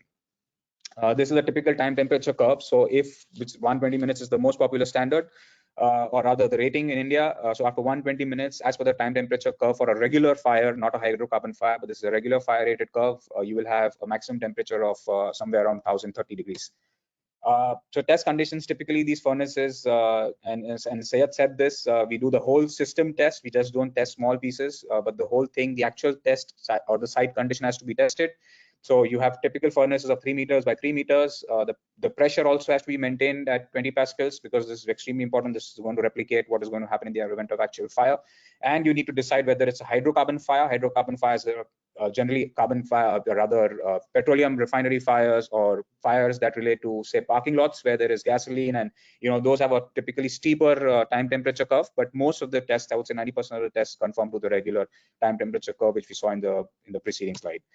The new National Building Code and what this has to say. So National Building Code first published in 1970, but the good part is, although it says 2016, but the latest edition has been released in 2018, much fanfare by the central government. And Part 4, Fire and Life Safety, deals with everything that this webinar is all about. So I will basically talk specific to glass. It's not in my domain or jurisdiction to talk the entire Part 4. But this is some snapshots or screenshots rather from the NBC, and it will show you what really is an exit stairway and exit access, an exit discharge, which is basically outside. You leave your building and go outside into a clear road or a clear path, and an exit access. So these are just some basic terms. One important thing, I just included this because glass plays a big role in this, is any and all kinds of escalator shafts have to now have a smoke screen, which is greater than or equal to 450 mm from the ceiling. This is extremely important, especially when you're making malls or when you're making metro stations. Now this is a core requirement of the NBC. So one of the great elements that you will use, or you can use rather, in this application is glass, because glass makes for a great smoke screen product. It's extremely transparent, it looks nice. It is not extreme, it's not very expensive, but it will solve the purpose. And the idea basically is if there's a smoke on the lower level, then all that smoke should be contained within that level, and the vertical spread has to be stopped. Just some very important points from this part 4, fire and life safety from a glazed system perspective. So this again is actual text from the NBC. I know it's a lot of it, but this basically is the 3 criteria that we spoke of: stability, integrity, and insulation. And what the basic key takeaway, and I've already elaborated this, is radiation control is not a part of the NBC. So if you are creating specifications for your construction, you do not need to have EW in that. You need to have, and I'll show you in the next slide what is where you need E and where you need EI and what is the EI requirement. As far as fire doors and fire door assembly goes, and I'll read this out because it's important: fire doors and exits shall have fire rating as required in this part to meet the requirement of integrity and stability, and the installation criteria shall be 20 minutes. So as Syed said, this may increase to 30 minutes, but as of now, we are limited to 20 minutes till the next addendum comes, or the next modification comes out. But what the NBC is saying is that you need to have 20 minutes installation, but this is again only for exit doors. So if you're creating anything which is not an exit door, the requirement for insulation does not exist. And I'm highlighting this part of, obviously insulation is better. So we know that insulation is a much better specification and standard to follow compared with pure integrity, but it comes with a caveat. It comes with a disadvantage, which I'll elaborate, and that is the loss of transparency in the event of fire. And I'll show you some slides to exactly tell you all what I mean by this. But it's important in this case to identify if you are creating specifications for your building, or if you are suggesting something in terms of fire protection to a developer or a consultant, is that you need this insulation criteria only for exit doors. There is no other requirement for insulation in any of the applications.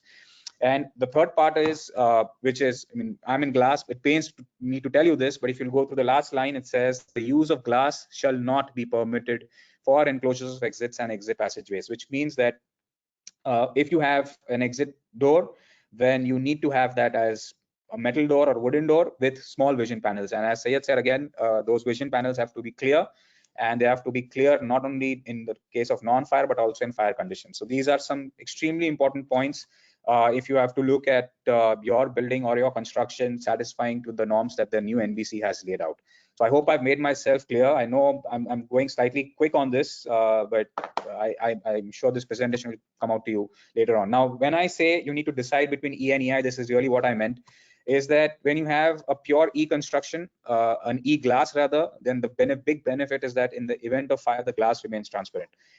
When you have EI, then this is what happens in 5 minutes, or sometimes even less than that. And that is, you lose the complete transparency. And the reason for that is this insulation is created with the help of an intumescent gel. So this gel is filled up between 2 glass units, and this gel has the capability to foam up in the event of an actual fire.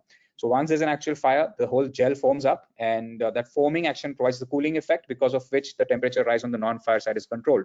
But because of the foaming action, you have this problem, which is complete loss of transparency, as you can see on the right-hand side of the screen. So it's extremely important, depending on your application, depending on where you're putting the glass, that you need to obviously satisfy all the norms that have been laid out, but at the same time, you need to consider this very important point. Just some quick snapshots. So this is a typical fire test. These are all actual tests which we've performed. So this is a glass door, or single leaf door with fixed partitions on all sides. And this is before the test.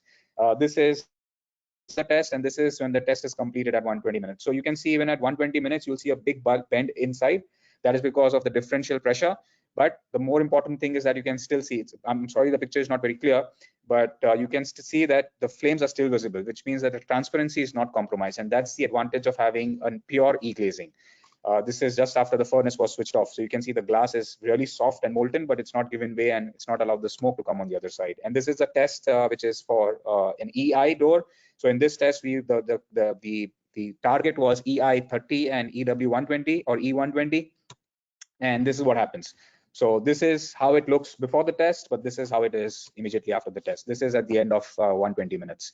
So although it's provided you the insulation, but you've lost on the transparency. It's still classified as a fire door, but without the transparency that glass really is. Just some quick videos. I hope I can play this. So good morning. This is the test for EI60 double door. So this is an EI60 double door and a single door. But what I wanted to show you really, again, for lack of time, I'll run through this. Here we can see how the glass is starting to turn opaque due to the heat. It's pretty quick. Just within a minute or so, the glasses start to turn opaque already. Furnace temperature might be around 100 degrees or 200 degrees. Not even 200, I believe it should be around 100 degrees.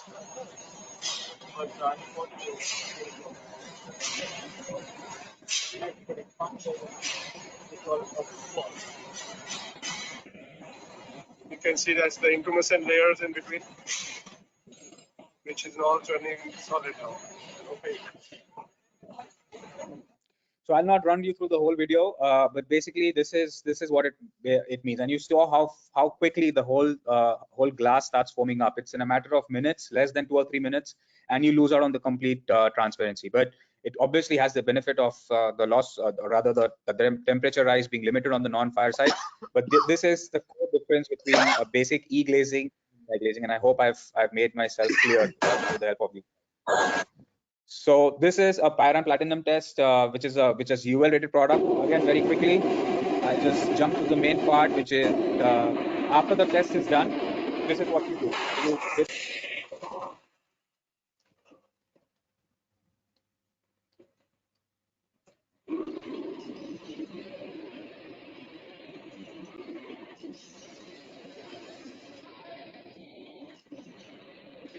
So what you saw basically is after the whole test was done, and this by the way was a 180-minute test, you remove the framing from the furnace, and then you spray this water, and you saw that the pressure has to be also controlled, and you saw a lot of smoke coming out, obviously because of the huge because the glass is still very, very hot.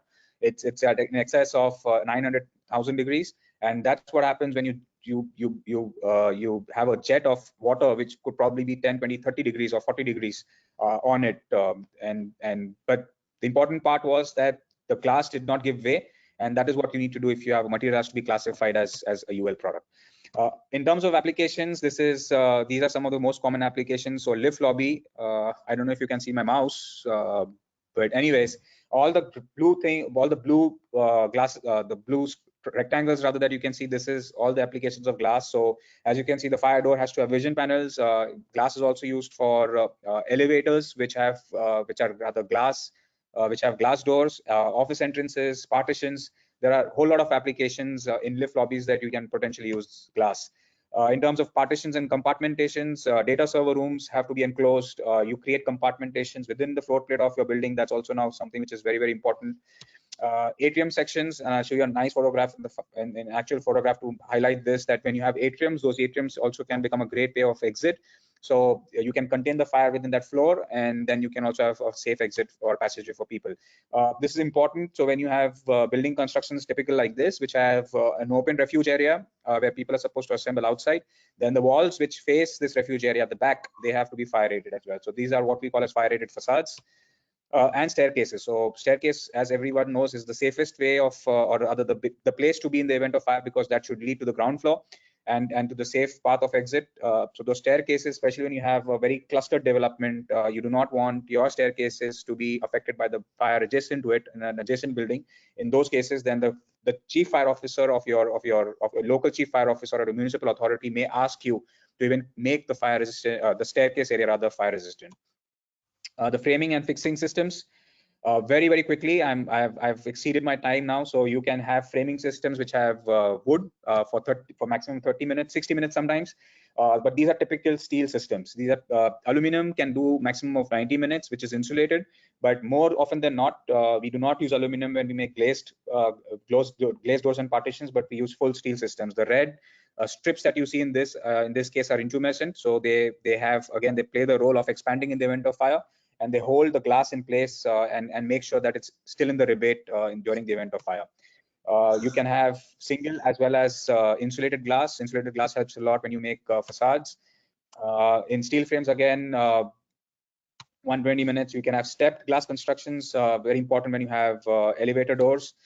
You can have butt joint systems, so people who do not want to see the partitions, but this is the limitation is 60 minutes. You can have butt joints glasses, fire rated, but for a maximum of 60 minutes.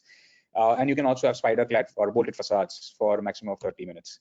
And what I showed previously, you can have smoke screens made fully of glass, which is 60 minutes. So it will stop those that smoke from propagating vertically from one level to the other. And finally, some very quick projects. Again, just to let you all know where all of this is and how this looks. So these are all glazed doors. That's the focus. This is glazed door in a stainless steel 316 system. So a lot of airports where all the fire doors would typically have those vision panels, the new IKEA store in Hyderabad, skylights, facade. This is a fire rated facade for a building in Mumbai, 120-minute fire rated, and some international references. So this is a very interesting facade made with wood, but 30 minutes. This is a butt joint system. Looks great, 60 minutes fire rated, unbelievable the way it works. And 30 minutes, this is the atrium section that I spoke of. So you can have this facade, the right facade, which is completely fire rated in steel, and then you provide safe exits and passageways for your people. And that's it. So I'm sorry, Ahad, 5 minutes over to you. No, that's fine. We'll move right next to our next presenter. It's Niten Patial from McCoy Soudal. You've heard from the consultant, you've heard from the framing manufacturer, the glass manufacturer. Now it's about sealing. Niten is the director at McCoy Soudal. He will be talking about sealing fire doors. It's going to be a quick and short presentation, and then we take the question and answers. We've received almost 45 questions till now. So Niten, over to you. Niten, is your mic on? Can you just check? I think it's on mute. Yes. Yeah, we can hear you now. Go ahead. Thank you very much, Ahad. And Yes. Good evening to ladies and gentlemen. I'm Nitin, and then today I'm going to talk about the fire resisting applications and what kind of product range we can recommend. You have already heard the presentations from Dr. Virapan and then Mr. Syed and Mr. Tariq about the doors, how to specify the door, what kind of door specifications are there in the code standards, and what material you use, and what different kind of doors are, and then what different kind of hardware materials or glass you can use for the door. The important aspect is it's not only about the doors, but fixing of the doors.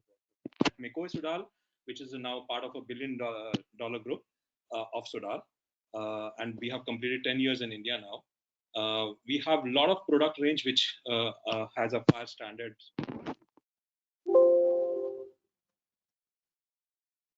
I'm going to talk mainly about fire resisting applications. And we have some issue with your audio. Your audio is too low. Can you just check your mic once? Yes, it is working. Now it is okay. Yeah, fine. Perfect now. Yeah. Okay. So in the presentation, I am going to cover mainly these topics. What are the European norms which we have for our product range, and what is the difference between the reaction and what is the difference between resistance, and then what is the codal standard says, and what kind of products we have, and whether they are approved by the standard organizations or the test standards what we have. So basically, if we talk about being a part of the European group, we have all the test standards, and we have the product range which caters to all these kind of product standards. We have fire classifications, approved products like EN 13501, that is for basically building elements, and at the same time, we talk about the European code. It has 5 parts, where the first part is basically for the reaction to fire. And the second part is about the fire resistance. And the third, fourth, and fifth part is subsequently talks about smoke or talks about the fire exposure to the roof test. Now, there are a lot of apprehensions, to understanding whether a product is a fire resistance or a product is a fire reactive product. So when we talk about the reaction to fire, it is basically about how the material behaves when it comes in contact with heat or flame, and whether it will help to further enhance the fire, or whether it will be kind of a combustible material. So based on the reaction to fire, we can define the products, whether it is a low combustible product or a high combustible product, or could be a normal combustible product. So but when we talk about the reaction to fire, it is basically like the eminent speakers already told you about that, creating a fire compartment. When you create a fire compartment, it basically defines that how long you can sustain the fire so that it doesn't go further. And the different criteria as per the codal standards, whether it is NBC, ISO, EN, it talks about the stability, it talks about flame resistance, and it talks about the thermal insulation also. In some parts of the world, the first two parameters are important, but some part of the world, all three parameters are important, which Tariq and Dr. Virapan and Syed has already talked about. So I'm not going to go into detail because I have very limited time. So just to explain the reaction and the resistance, I normally take an example of wood and steel. So if we talk about wood, when it comes into contact with the fire, it has very, very good resistance. But when you talk about the reaction, it is very bad because it starts to burn very fast. But when you talk about the resistance, it stays strong because structurally it behaves properly. But when you take an example of steel, the resistance to fire is very bad because when it comes in touch with the heat, it tries to crumble because it melts. But at the same time, it doesn't propagate the fire, it doesn't get burned. So depending upon your requirement, you can go for whether you want a fire reactive kind of a product, which should react when the fire, it comes into the contact of fire, or a fire resistant product. Right now we are talking about the fire resistance product range. So reaction, when we talk about, in reaction we talk about flammability, the calorific potential, the flame propagation, smoke quality, and the burning droplets. I was glad to hear from the eminent speaker that fire is a subject which has a lot of potential, and at the same time talked over like hell. But it is the least bothered area. Now it is gaining some momentum because a lot of the casualty happened, during the lot of fire stuff what happened in the recent past. But if we talk about the kind of the value it has been given, it is not to the mark. Even in our standards also, when we talk about smoke, when we talk about the burning droplets, we don't consider that too much. So if we are members of if we have BIS members or committee members, please incorporate those standards also. When we talk about reaction to fire, we normally see product range which is available in the market classified into A1 category, B1 category, or B2, B3, B3, B4 categories, B1 and B2, B3 categories. But nothing is talked about over the smoke development. So when we talk about the flammability aspect, we always talk about the combustible product and the combustible property of a product. So, and when we talk about the door frames, it is very important to understand that when we talk about any kind of a standard, be it a European standard, UL, FM, NFPA, or any standard which is prevalent in the market, we don't talk about a particular product getting approved through a standard. We talk about a system, like Tariq said, it is a system approval. It is not a product approval. So every situation is different. Every material is having a different kind of combustibility or flammability. So depending upon the requirement of a particular job site, we also have the product range which we can recommend to a particular kind of requirement. So now if we talk about the fire resistance, so fire resistance is nothing but basically it is kind of a compartmentalization. So creating the fire compartments, and it is very important because evacuation is of the main concern. Firefighters, they want to evacuate the fire, and the limited of the financial losses also.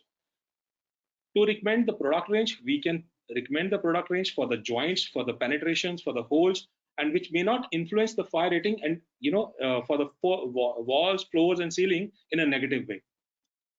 When we talk about the fire resistance, the general requirements are basically for the penetration seals and the linear joints. When we talk about EN 1366, and the TRESS criteria again remains the stability, flame resistance, and thermal insulation, which already been talked about by the eminent speakers. I'm not going to go into detail. And the fire resistance, when we do talk about that, supporting elements are very, very important aspect for any kind of fire resistance. Separating elements and the supporting elements plays very important role when we talk about this.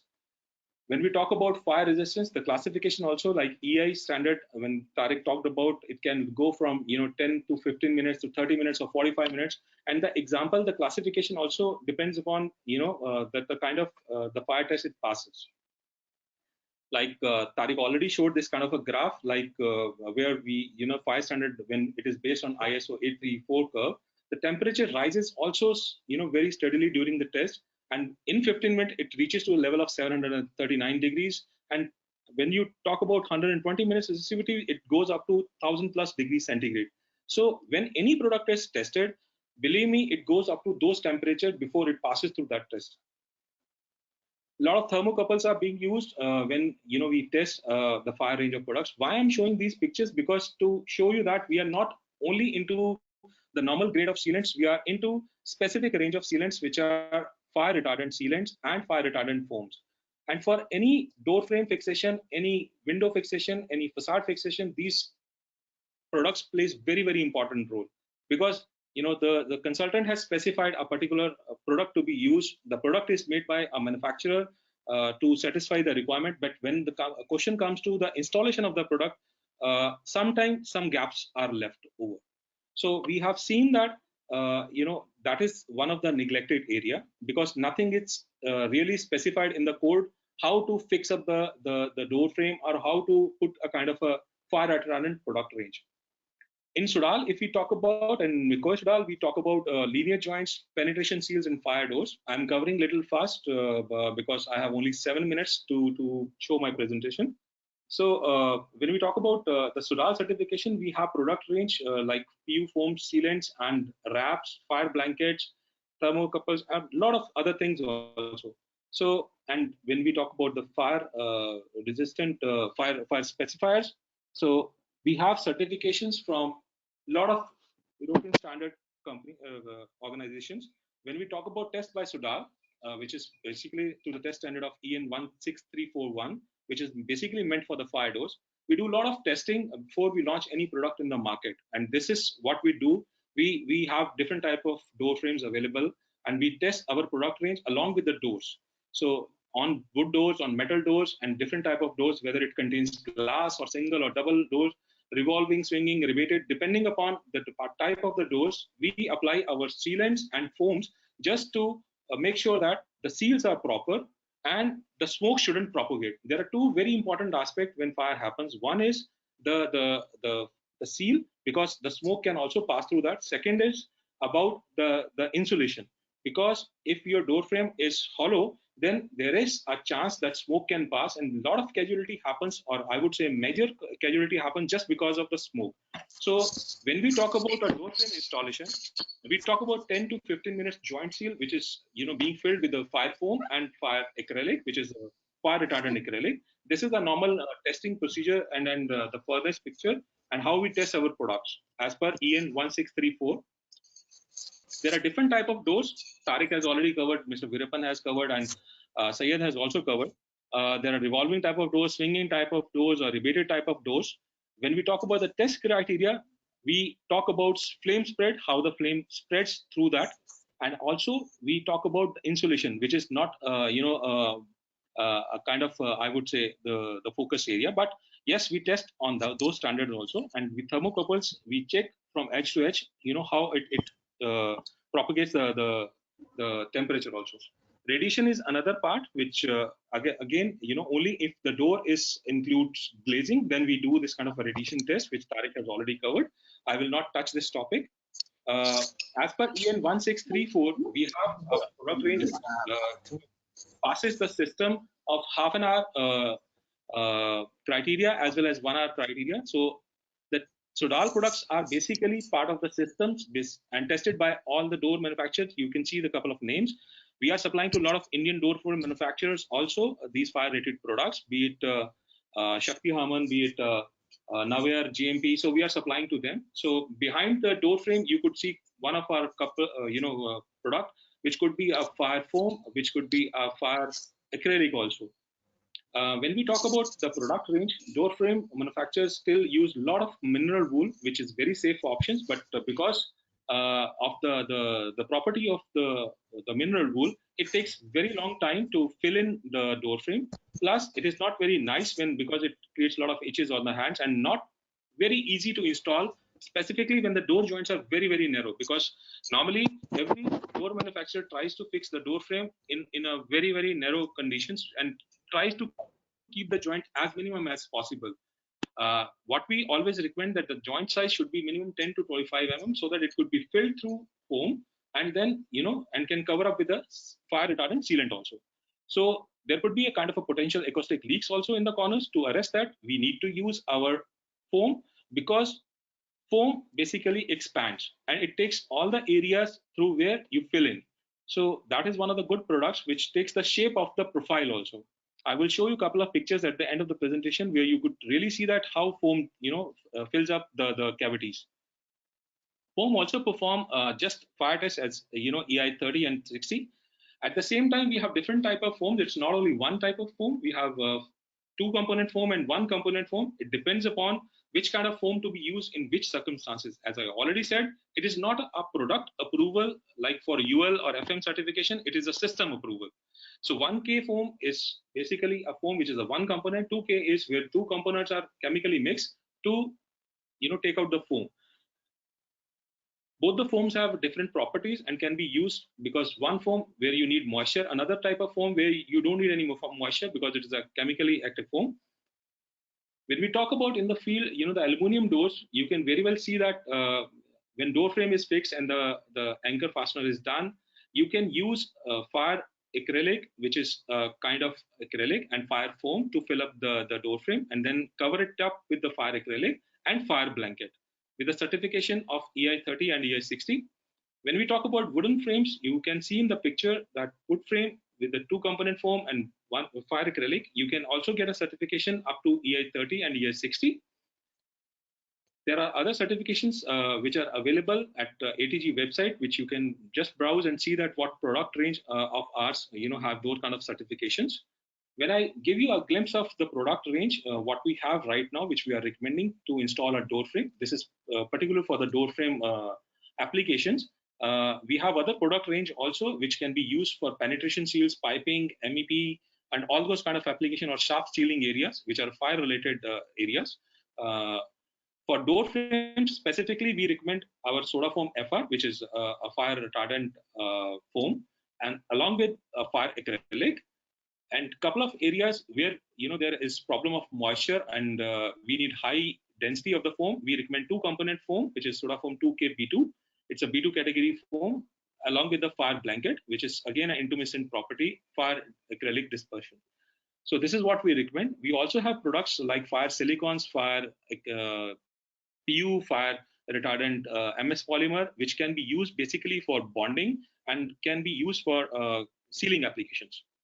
This is just an overview and the product standard, what it has, whether it has a paintable property or for a static look. If you want to use any kind of a product where you need to do the painting over also, then fire acrylic is one of the good product for the joints and penetration seal, which you can cover up. Then for bonding applications, you can use SodaSeal FR and SodaFlex FR. FR is fire retardant. So these are different product range which we have right now, which we recommend for the fire doors. When we talk about the foam, two component foam and one component foam, it is you can see in the picture that it's basically a purple color foam, and you can use it. It has property of fire retardancy as well as insulation. And UV, it's not a UV resistance foam, but you can use to fill it inside the joints and inside the cavities, and then you can cover it with the fire acrylic or any kind of other plastering material, which is a cementitious material also. A couple of pictures, because I'm just moving towards the end of my slides, my presentation. So it is just a picture of a door frame installation with the fire foam, because you could see that the gap size is 20-25 mm, and once you fix it up, once you do the leveling of the door frame, and then you can fill in the foam. And the best part of the foam is you can cut it and you can make it to the surface, and then you can later on cover it with a fire retardant acrylic sealant, or any other cementitious material. Couple of Nitin, other we are running pictures. out of time. We can just wrap up quickly. Yes, Just finish this and take questions. Another 1 minute. Door frame installation with the soda foam FR. That is how it looks like. Little dirty pictures. Everybody has shown nice fancy pictures, but ours is behind the door. So that is what you could see behind the door frame also. When you have a fire door, we normally recommend that you can fill in the fire door before installation with the fire foam, and then you can install it. And whatever the area is left, as in seal or the gap, you can fill it with another fire foam also. So just a couple of pictures, and this is probably the last slide. The fire-rated PU foams and sealant, we have all kind of approval certifications, and we have a lot of other products also. And we are open to address any query and any support. Right. So thank you very much. Thank you, Nitin. We'll take questions and answers now. Just make myself the presenter. Right. So just a second.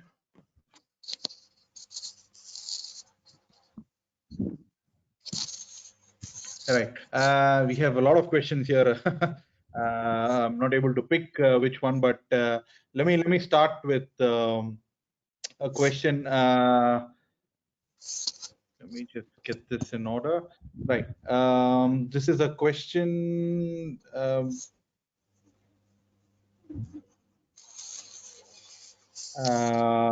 Right. This is a question for Mr.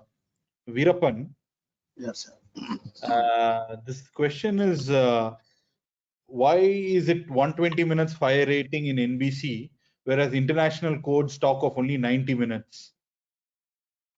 See, in India, we follow only NBC, no? That's a guidelines, right, sir? Right. But We have the to question follow is why? NBC. We have to follow NBC strictly. Okay. Unless okay. No, because internationally. See, unless otherwise, see,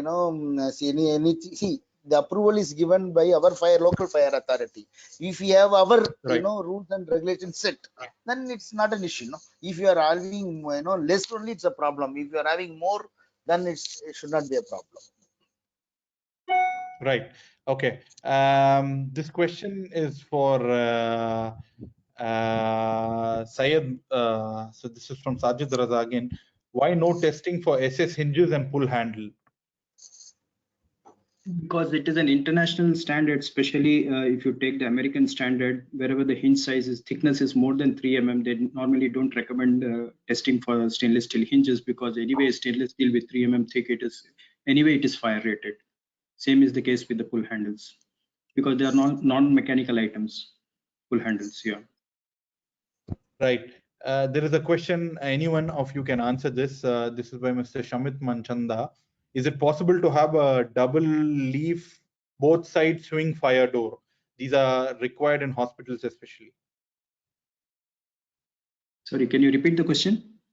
Is it possible to have a double leaf, both side swinging fire door? It is not possible. Yeah. It should be one way only.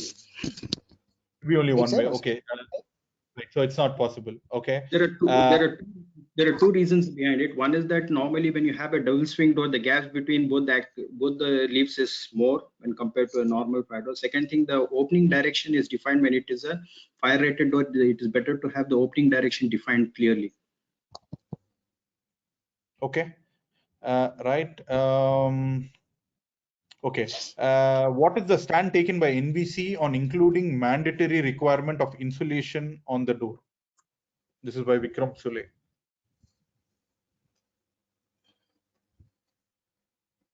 You're talking about installation. No, insulation in the door. What is the stand taken by NBC on mandatory requirement of insulation in the door? So that's what I said. If I may answer this, this is required for only fire exits. Wherever there is a fire exit door or a fire exit door assembly, that is where you need insulation requirement. And it is 20 minutes. And it is a 20. As of now, the NBC 2016 says 20 minutes of insulation along with 120 minutes of integrity, and that 120 minutes varies as per the application. Right. There is a question from Anuj Singh. Does the new IS revision draw reference from EN 1634-1 2014? Not really. It is based on the current Indian standards. Whatever the original Indian standard was there, based on that specification has been drawn, and it is not either in line with 1634 or any ANSI standard, but it has got a mix of both the standards, I could say that way. Yeah, I don't know what he means by 1634. 1634-1 is for the testing of the fire doors, if I'm not wrong. Okay. Yeah, right. I'll share these questions also across to you so that you can answer to them directly. So there's a question by Ame Puranik. Can UL listed doors be installed WBSIN Mongery or fire doors tested as per IS or BS standard be installed with ANSI hardware UL? If yes, does the certification remain valid? I'll share this question with you, Syed. It's there on the right hand side, so if you can answer to this. Anyway, I can't see the question, but I can answer his query. It's a very interesting and important question. As far as the UL is concerned, UL is very particular that all the UL doors should have a UL labeled hardware. Okay, so the subject is closed there. Okay, as far as the British standard or the European standard is concerned, as long as the product whatever you're using has got a fire rating, the same can be used as a part of an assembly. But let's assume that the hardware what you're using has got a fire rating of only 90 minutes as per ANSI standard, which is referring to. Automatically the fire door, even though it has been tested for 120 minutes, it will become 90 minutes because the hardware component which is using is only for 90 minutes. Hope it answers the question. Right. Another question to anyone: what should be the ideal material for insulation? From a glass perspective, if you want to create insulated glass, then the only way you can do this is by having an infill of intumescent gel. And every company has its own proprietary formulation of this gel, but basically it's a transparent gel in ambient conditions. When I say ambient conditions, up to say 50 degrees centigrade, and beyond that it starts foaming up. So it's transparent up to 50 degrees, and beyond 50 degrees, then it has a foaming effect. So I mean, that is from a glass specific perspective, but of course for metal doors, Syed can answer that. Yeah, it's the same, like, it's mostly a proprietary material, whatever they use it as an infill material for insulation. It depends upon, each manufacturer trying some infill material and able to get the product passed through that minimum requirement of 30 minutes insulation. Yeah. Okay. There's another question. Is 3614 applicable for glazed door? No. If you ask me, it is no, because 3614 does not cover the glazed door, the lift lobby doors, and some shaft doors. I think I'm not able to recollect it, but it does not cover that. Yeah. Yeah. There's a separate standard for a glazed door. Right. Which is 16944. Yeah. Okay. There's another question. Hare Krishna Mishra. Is it required to have fire rated door which satisfies stability, integrity, and insulation criteria in the fire exit door located in the egress path? Under what condition a fire exit door should be fire rated? All fire rated doors should satisfy the requirement of integrity. There's no two ways about it. Integrity and stability. Okay, now the new standard says stability is not required anyway. If you get the integrity, automatically the stability it should be there. Then only you'll be able to achieve integrity. That's why they've knocked down the stability part. Insulation is must as of now only for the exits and staircase and exit pathways. Okay, I don't know what is the other part of his question. Maybe you have to repeat it again.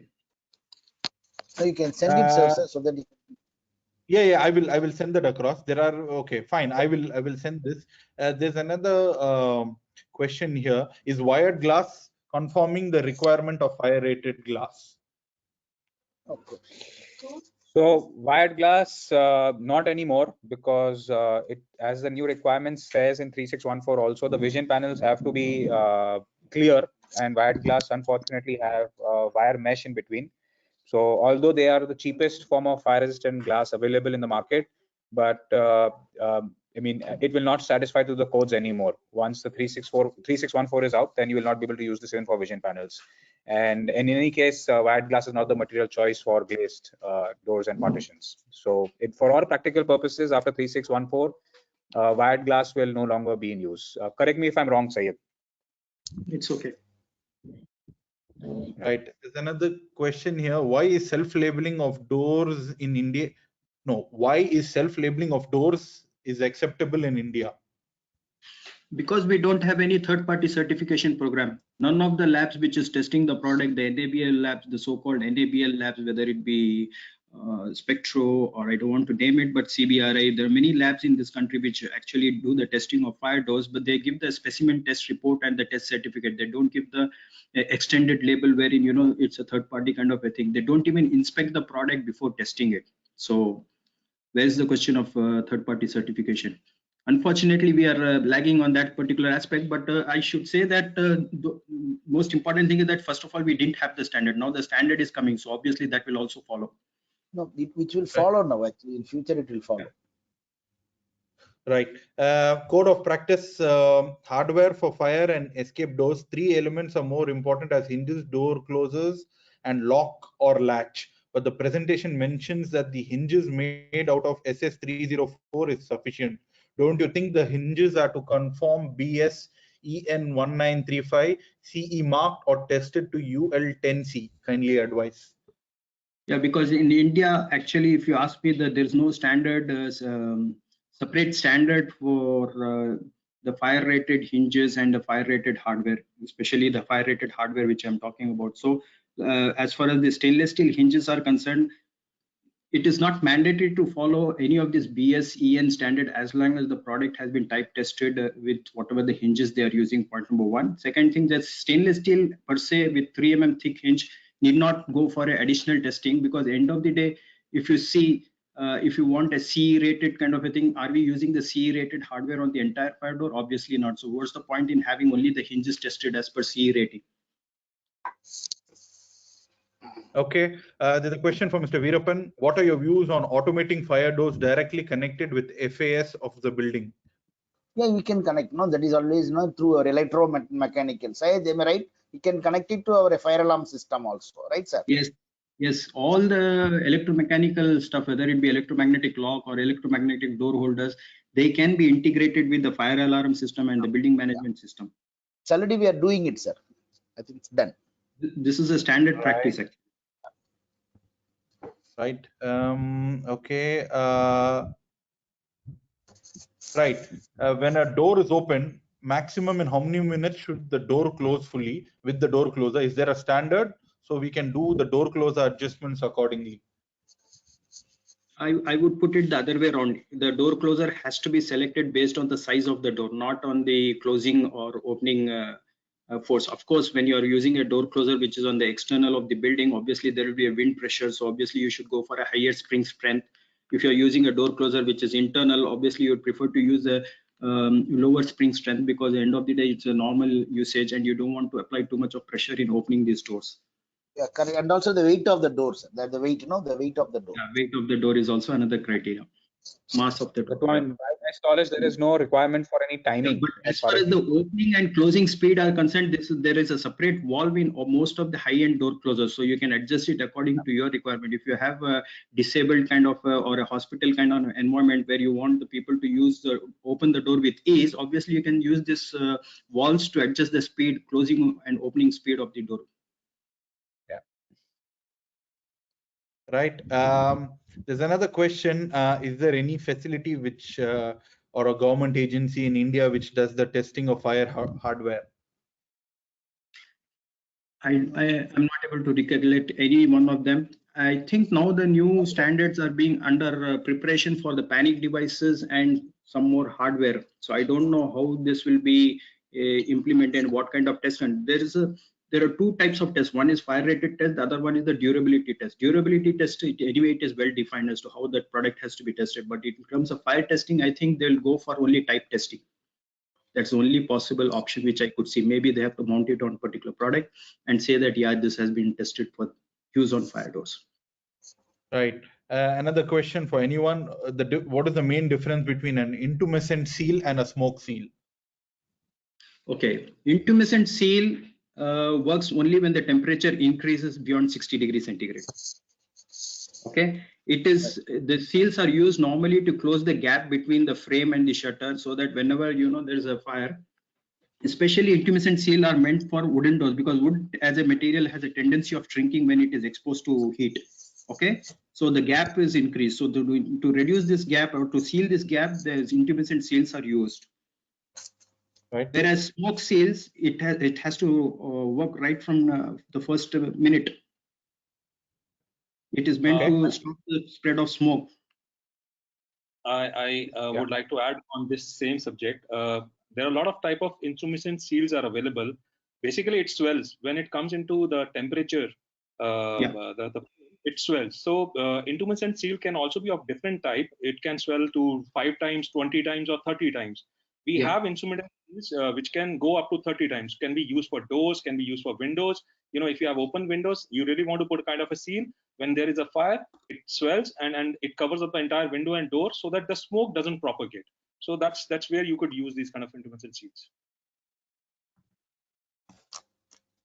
Right. There's another question. Is there any code where construction of fire door is given like IS 2202? Can a manufacturer construct and test a door with any material? Is there any material specific? Is there any material specification for material like plywood? I'm not sure what he meant, but no. I don't think we are aware of any such standard, so I may not be able to comment on this. Yeah. Right.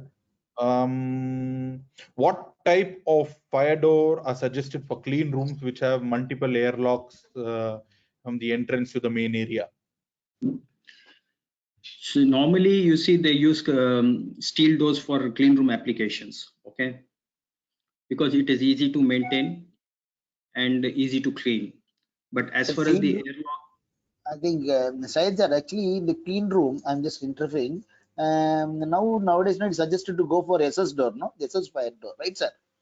yeah, we can use SS, but normally people don't use SS for the clean room application because of the cost. So obviously they can use still a powder. Yeah, GI powder coated doors are used in clean room application. Because he's talking about fire rated door, I would suggest that it's better to go with a GI fire rated clean room door. Powder. Yeah, powder coated, but at the same time airlock, and this is a different subject. Airlocking is a module which has to be integrated with the hardware to bring in that feature. It has nothing to do with the fire rating, and it's a different subject altogether. Yeah. Right. There's another. This one is for Tariq. Since there is a revised Indian code for fire, how does it impact the existing buildings which are not compliant? Is the owner responsible or occupier responsible for ensuring that the fire safety is met? Given that the number of buildings that are now out of compliance, what are the steps being taken by the industry to move forward? Interesting question. So obviously, you have to conform to the standards and to any kind of code, of course, only after it's out. So if you have constructed a building, it's just like RERA. So if you are a building pre-RERA, then obviously you don't need to satisfy the RERA norms. It's post-RERA, you need to satisfy it. It works like this for every code. So since the IS3, obviously, and one more important thing is 3614 is not a new standard. It has a standard which has been existing for many years. It's just that the new revision has now come out. So if there is any building, and it's not yet out, so let us clarify, it's still in print. It was due to come out sometime last month, but because of this lockdown, it's extended. So if any building that you made right now has to conform to the previous edition of the standard. Any building that you will do post this will conform to the new requirements of the standard. Obviously, once the standard is out, it will be gazetted, and then that will become a legal document. So till then, you need to follow whatever the provisions are in the old standard. But just a very interesting point on this is, passive fire, obviously the benefit is that you have to make it right the first time, and you need to get that whole specification correct. You need to put the right material. The critical part with active fire, with fire extinguishers and sprinkler systems, also the maintenance. So as an owner of a building or as an occupant of a building also, you need to stress on the fact that both your active and passive fire systems are working correctly. which means that your water pressure in the tanks and the sprinklers have to be tested regularly. Your ordinances have to be in place in terms of fire drills. So it's a whole strategy in order to make your building fire safe. It's not just one component or just active or passive that can work in seclusion. Right. We'll take the last two questions. The second last one.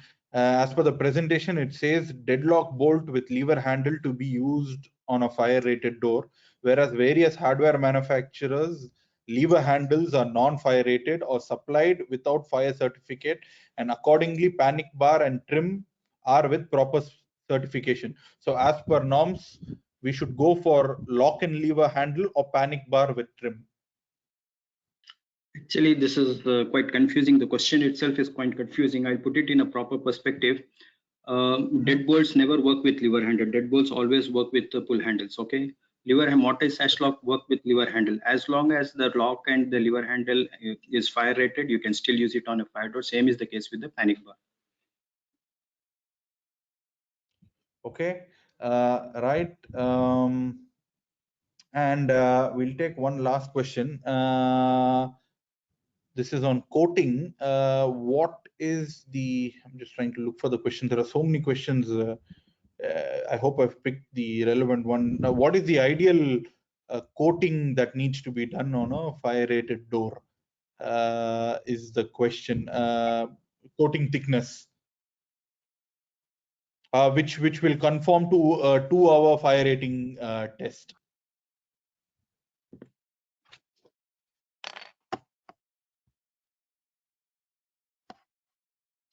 Hello. Yeah, hello. Did you hear me? Hello. Yeah. Yes. Yeah. So this question is, for a 2-hour fire rating test, what is the ideal fire door coating thickness to be considered?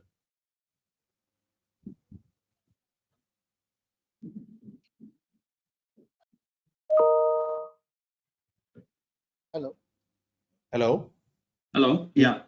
Yeah. I think this is for you, Syed. I think the question here is about the coating thickness. I think for a 2 hours. Right. For a 2-hour testing. I mean, I think how many microns is what he's asking. Yeah, Is there something like that? Does it play any role in the performance of the product? The paint is used Probably, only. I think that's what. Yeah, the paint is used only for aesthetics, and it does not have any performance criteria as far as the fire doors are concerned. Okay. So normally the manufacturers use somewhere from 30 to 50 microns or 70 microns also. Right.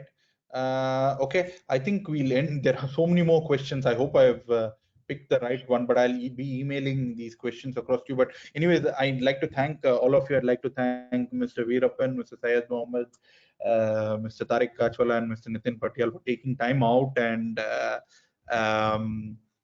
enlightening our audience on the same. So thank you all, gentlemen. Our next webinar is on rain screen facades. So this is the next this coming Thursday by again 2 different professionals. Again, a very different topic from what we are focusing today. But there's a lot of fire also going to be spoken about, but with respect to rain screen ventilated facades. So that's a webinar for for this coming Thursday. So thank you all for attending today's session. Just on a final note, we have recorded today's webinar, so you will automatically get an email 1 hour from when we close this webinar with the recording, so you can refer to the recording for today's webinar. You also have the contact details of all the presenters. They have mentioned their details on the slides. You can get in touch with them. I'll also share a copy of the questions to them, and they will answer at their leisure whenever they are available. So thank you so much. I'd like to thank all of you who attended today. We had around 670 registrations. And we had almost 490 people attending today. So it's been an excellent session today. So thank you all. So thank you, participants. Thank you, speakers, for today, for taking time out, and I appreciate you supporting this cause. So any final comments from all of you? Thank you, Asad. Amit. Thank you, Amit, for organizing this. Sorry, go ahead. Sorry. No, thank you, sir. Thank you very much for everyone. And Thank you to the audience for patient and hearing us out. let's I hope continue it was to informative. stay at home You all have and takeaways. keep attending the webinars and keep learning. Maybe we'll have a WFM test exam a few days from now with so many webinars happening. Anyways, have a good Thank you. evening. Thank you all. Be safe, Right. everybody. Safe in your homes. Let's Take hope care. we are out of lockdown soon. Yes. And I will be sharing the questions. So I think we've received almost 160 questions. Couldn't take all of them, but I'll be sharing it with them so that you can enlighten the people. No, you send Maybe those questions next to, time we should have a our longer session. Sure, for sure. It was just an experiment. So thank you all. Take care and hope to see you all soon. Jai Hind. Bye-bye. Thank you. Bye bye.